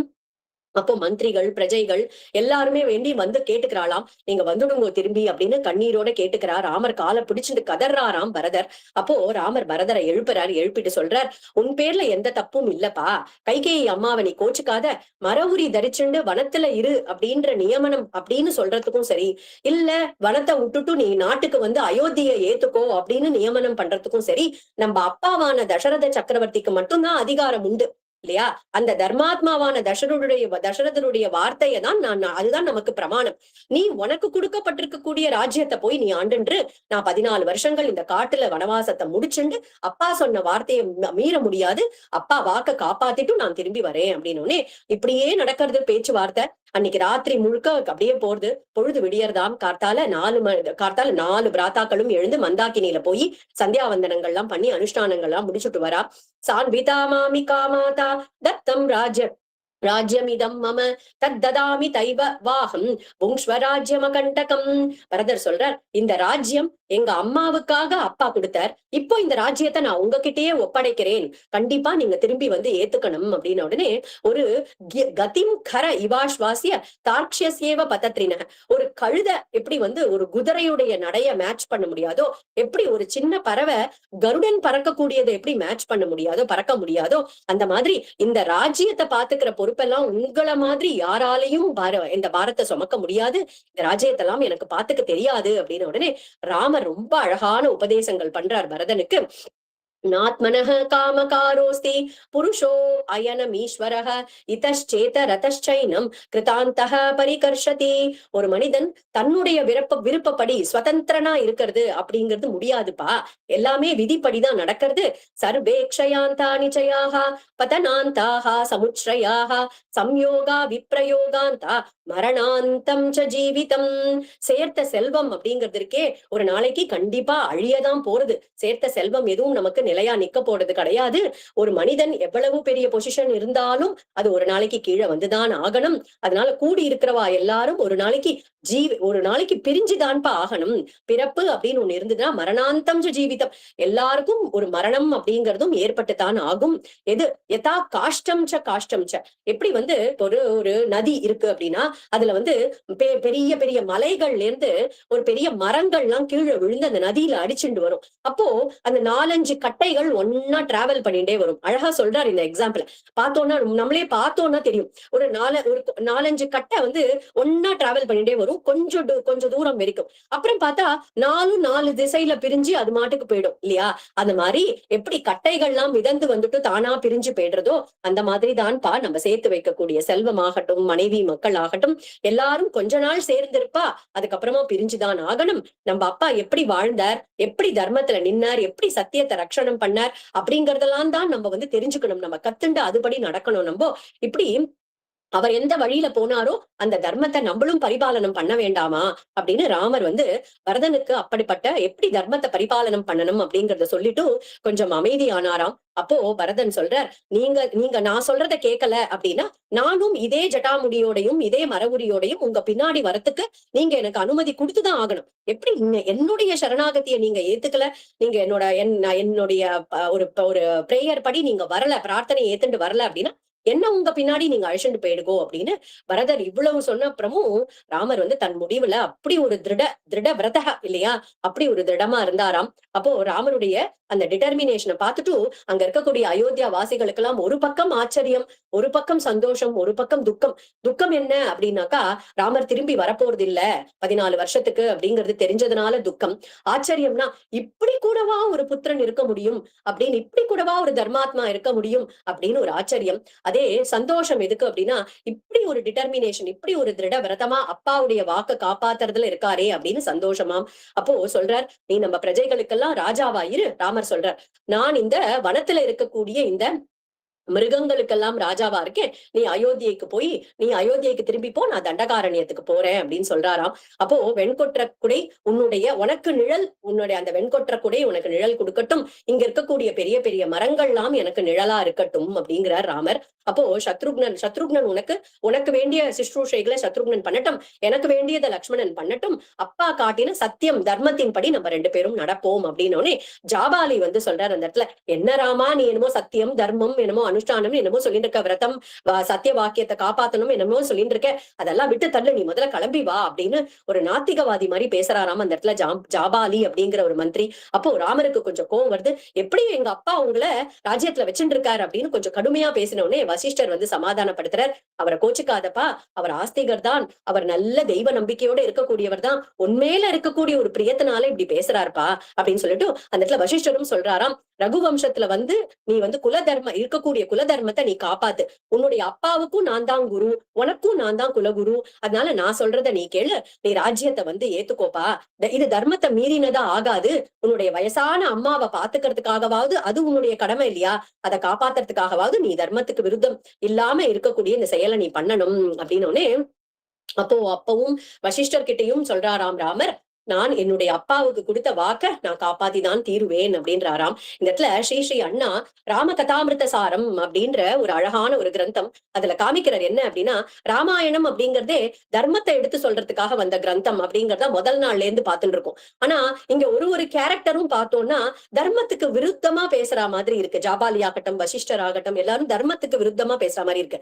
ஏன் அப்படின்னா ராமர் மேல இருக்கக்கூடிய பிரேம அவளை அப்படி பேச தூண்டுறதாம். நம்ம சீதாமாவையே பார்த்தோம் இல்லையா, எப்பேற்பட்ட நாரிமணி, எப்பேற்பட்ட பதிவிரத, அவ ஒரு வார்த்தை சொல்றா, ராமனோட போகணும் கைங்கரியம் பண்ணணும் அப்படிங்கிறதுக்காக ஸ்திரியம் புருஷ விக்கிரகம், எங்க அப்பா தெரியாம உங்களுக்கு கல்யாணம் பண்ணி கொடுத்துட்டா, நீங்க வந்து ஒரு ஆம்பளை வேஷம் போட்டு இருக்கக்கூடிய ஸ்திரீ அப்படின்னு சொல்லிடுறா இல்லையா. ஏன் அப்படின்னாக்கா ராமரோட போகணும்ன்ற துடிப்பு, ராமர் மேல இருக்கக்கூடிய பிரேமை அவள் அப்படி பேச வச்சது. அதே மாதிரி கௌசல்யா அம்மா என்ன சொல்றா, என்னுடைய பர்த்தாவோட எனக்கு, என்னுடைய தசரத சக்கரவர்த்தியோட எனக்கு இருக்க வேண்டாம், உன்னோடதான் நான் வருவேன் அப்படின்னு பிடிவாதம் பிடிக்கிறா. அங்கேயும் அவ வந்து தர்மத்தை மீறி பேசுற மாதிரி இருக்கு. இங்க ஜாபாலி இப்பதான் கொஞ்ச நேரம் முன்னாடி நாத்திகவாதம் பேசுற மாதிரி இருந்தது இல்லையா, ராஜ்யத்தை வந்து ஏத்துக்கோ அப்படின்னு சொல்ற. வசிஷ்டரும் குலகுரு சத்தியத்தை காப்பாத்துறது எவ்வளவு முக்கியம் அப்படிங்கிறது நன்னா தெரியும் அவருக்கு. அப்ப அவருமே சொல்றார், நீ சத்தியம் எல்லாம் சத்தியத்தை மீறினதாலாம் ஆகாது, நீ நாட்டுக்கு திரும்பி வா அப்படிங்கிறார். அப்போ ஏன் இதெல்லாம் பண்றா அப்படின்னா, ராமர் மேல இருக்கக்கூடிய ஒரு பிரியம், அந்த ராமச்சந்திர மூர்த்தி மேல இருக்கக்கூடிய ஒரு பிரேமையால எல்லாருமே தர்மத்துல இருந்து பிறழ்னா கூட பரவாயில்ல, ராமா நீ எங்களோட வந்துடணும் அப்படின்னு அப்படி பிரார்த்தனை பண்றாளாம். அப்போ ரிஷிகள் எல்லாம் சேர்ந்து பரதரை சமாதானப்படுத்துறா. அப்பா நீ உன்னை சமாதானப்படுத்திக்கோ, நீதான் ஏத்துக்கணும், இத வேற வழி இல்ல, ராமன் வரப்போறது இல்ல 14 வருஷத்துக்கு அப்படின்னு உடனே பரதாழ்வார் கேட்கிறார், என் மேல இப்பேற்பட்ட ஒரு ராஜ்ய பாரத்தை, இப்பேற்பட்ட ஒரு பொறுப்பை நீங்க என் மேல எடுத்து வைக்கிறேன். ஒரு கற்பக விருட்சம் என்ன பண்ணும், யாரு என்ன கேட்டாலும் கொடுக்கும் இல்லையா? நீங்க நான் திரும்பி வரணும்னு கேட்டதை தான் கொடுக்கல, ஆனா ஏதாவது நீங்க எனக்கு கொடுக்கணும் அப்படின்றாளாம். அதிரோஹாரிய பாதாபியாம் பாதுகே ஹேம பூஷிதே ஏதேஹி சர்வலோகஸ்ய லோகக்ஷேமம் விதாஸ்யதஹ. அழகா ஹேம பூஷிதே அப்படின்னாக்கா தங்கத்தால ஒரு காப்பு போடப்பட்ட ஒரு அழகான அந்த பாதுகையை எடுத்துன்னு வந்திருக்கார் பரதர். என்னன்னா அந்த பாதுகையை போட்டு அண்ணாவை அயோத்திக்கு கூட்டிட்டு போகணும் அப்படிங்கிறதுக்காக ஆசையோட வந்தார். ஆனா அந்த பாதுகையை எடுத்து கொடுத்தாராம். தங்கத்தால அலங்கரிக்கப்பட்டிருக்கக்கூடிய அந்த பாதுகையை கொடுத்து, இந்த பாதுகையை நீங்க உங்க திருவடிகள்ல போட்டுண்டு எனக்கு திருப்பி கொடுக்கணும். இந்த பாதுகைகள் தான் இனிமே இந்த லோகத்துக்கு ரக்ஷையாகவும் எல்லா சௌபாகியத்தையும் கொடுக்கக்கூடியதாகவும் இருக்க போறது அப்படின்னு ராமரும் அந்த பாதுகை மேல ஏறிண்டு அந்த கொஞ்ச நாளை போட்டுட்டு அந்த பரதர் கிட்ட எடுத்து கொடுத்தாராம். அப்போ பரதரும் அந்த பாதுகைகளுக்கு நமஸ்காரம் பண்ணிட்டு சொல்றார், 14 வருஷங்கள் ஜட்டாபாரத்தை தாங்கிண்டு பழம் கனிகளை சாப்பிட்டுண்டு இந்த ராஜ்ய பாரத்தை இந்த பாதுகைகள் கிட்ட ஒப்படைச்சிட்டு அயோத்தியைக்கு வெளியில தான் நான் இருப்பேன். 14 வருஷங்கள் முடிஞ்சு அடுத்த நாளைக்கு நீங்க அயோத்தியைக்கு திரும்பி வந்துடணும். அந்த அடுத்த நாள் நீங்க வரல அப்படின்னா நான் அக்னி பிரவேசம் பண்ணிடுவேன் அப்படின்னு உடனே ராமரும் சரிப்பா அப்படின்னு ஒத்துக்கிறாராம். அப்ப அவருடைய அம்மாக்கள் எல்லாம் அவரை பிரிய முடியாம அதிகமான துக்கத்தோட அழுதுண்டே அந்த இடத்துல கண்ணீர் பெருக துக்கத்தோட அவர்கிட்ட ராமர் கிட்ட இருந்து விடை பெற்றிருக்கிறா. ராமருக்குமே அம்மாக்களுக்கு எல்லாம் நமஸ்காரம் பண்ணிட்டு அப்படியே தன்னுடைய பர்ணசாலைக்குள்ள போகலாம் அப்படின்னு இப்படி திரும்புறாராம். அப்போ ராமருடைய கண்கள்ல இருந்தும் கண்ணீர் வருதாம். அந்த இடத்துல ராமரும் கண் கலங்கினாராம். அந்த இடத்துல எல்லாரும் அம்மாக்கள் எல்லாம் கிளம்புறாளே அப்படின்னுட்டு அப்போ பரதர் என்ன பண்றார், அந்த பாதுகைகளை எடுத்துட்டு தன்னுடைய தலை மேல வச்சுட்டாராம். தலை மேல தெரிச்சுண்டு அங்க தேர்ல ஏறி புறப்படுறார். பரத்வாஜருடைய ஆசிரமத்துக்கு திரும்பி வந்துட்டு நடந்த விற்த்தாந்தங்கள் எல்லாத்தையும் எடுத்து சொல்றாராம். அம்மாக்களை பத்திரமா கொண்டு போய் அயோத்தியால கொண்டு போய் சேர்க்கிறார் பரதர். அங்க சேர்த்துட்டு சொல்றார், நந்தி கிராமம் கமிஷ்யாமி, ஆனா நான் நந்தி கிராமத்துக்கு போறேன். தசரதரோ ஸ்வர்கலோகத்துக்கு போயிட்டார், அண்ணாவோ வனத்துக்கு போயாச்சு. வர வரைக்கும் அண்ணா திரும்பி வர வரைக்கும் இந்த அயோத்தியில நான் இருக்க மாட்டேன். இந்த பாதுகைகள் தான் ஆள போறது, இந்த பாதுகைகள் தான் ராஜா, அண்ணாதான் அயோத்திக்கு ராஜா, அதனால என்னால அயோத்திக்கு வர முடியாது அப்படின்னு சொல்லிட்டு நந்தி கிராமத்துக்கு கிளம்புறார். வசிஷ்டரும் அதை சரின்னு ஏத்துக்கிறாராம். அம்மாக்களுக்கு எல்லாம் நமஸ்காரம் பண்ணிட்டு சத்ருக்னோட தேர்ல ஏறி நந்தி கிராமத்துக்கு சேர்ந்துடுறார். இந்த ராஜ்யத்தை அண்ணா என்ன நம்பி ஒப்படைச்சிருக்கார், பாதுகைகளையும் அனுகிரகம் பண்ணி கொடுத்திருக்கார் அப்படின்னுட்டு சத்ரம் தார தாஸ்யத க்ஷிப்ரம் ஆர்ய பாதாவி மௌமதௌ ஆப்யாம் ராஜ்யே ஸ்திதோ தர்மஹ பாதுகாபியாம் குரோர் மம. இந்த பாதுகைகள் தான் எனக்கு குரு. இந்த பாதுகைகள் வெண்கொற்ற கொடைக்கு கீழே இருந்துண்டு இந்த நாட்டை ஆளட்டும், இந்த அயோத்தியை ஆளட்டும். இந்த பாதுகைகள் தான் தர்மத்தை நிலைநாட்ட போறது. ராமர் திரும்பி வரவரைக்கும் இந்த ராஜ்யத்தை இந்த பாதுகைகளை கொண்டு நான் பார்த்துப்பேன் அப்படின்னு சீக்கிரமே இந்த பாதுகைகள் ராமருடைய திருவடிகளை அலங்கரிக்கணும் அப்படின்னு பிரார்த்தனை பண்ணிட்டாராம். அண்ணா வந்த உடனே இந்த ராஜ்யத்தை ஒப்படைச்சிட்டு அவருடைய கைங்கரியத்திலேயே நான் எப்போதும் இருப்பேன் அப்படின்னுட்டு பாதுகைக்கே பட்டாபிஷேகம் பண்ணி நந்தி கிராமத்துல இருந்துட்டு அந்த ராமருக்காக காத்துட்டு இருக்காராம் பரதர். பாதுகைகளுக்கு தான் டெய்லி சாமரம் வீசறது பாதுகைகளுக்கு தான் போடுவார். அந்த பாதுகைகளுக்கே கொடை பிடிப்பாராம். எது நடந்தாலும் உடனே ஓடி அந்த பாதுகைகள் கிட்டதான் சொல்லுவாராம். ஒரு சின்ன விஷயமா இருந்தாக்களும் அந்த பாதுகை கிட்டதான் சொல்வார், விண்ணப்பம் பண்ணிப்பார்.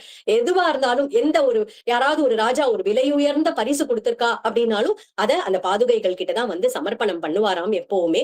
அப்போ இந்த ராம பாதுகைகள் அயோத்தியா வாசிகளுக்கும் கௌசல்யா, சுமித்ரா, கைகேயி அம்மாவுக்கும் பரத சத்ருக்னர்களுக்கும் மங்களத்தை கொடுக்க போறது இந்த பாதுகைகள். ராமர் காட்டுல இருந்துட்டு அங்க இருக்கக்கூடிய ரிஷிகள் முனிவர்கள் எல்லாருக்கும் மங்களத்தை கொடுக்க போறார். ஜெய ஜெய ஸ்ரீராம பாதுகே ஜெய ஜெய் ஹேம பூஷிதே ஜெய ஜெய நந்தி கிராமஸ்திதே ஜெய ஜெய ஆர்ய பரத சேவிதே ஜெய விஜயீ பவ ஸ்ரீ பாதுகே ஜெய விஜயீ பவ ஸ்ரீ பாதுகே ஜெய விஜயீ பவ ஸ்ரீ பாதுகே ஜெய விஜயீ ஸ்ரீராம பாதுகே.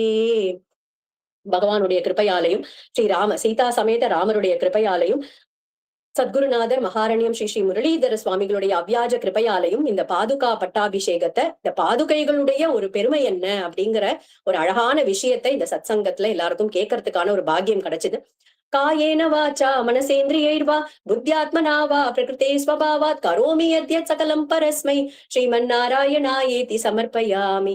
ஹரே ராம ராம ராம ஹரே ஹரே, ஹரே கிருஷ்ண கிருஷ்ண கிருஷ்ண ஹரே ஹரே.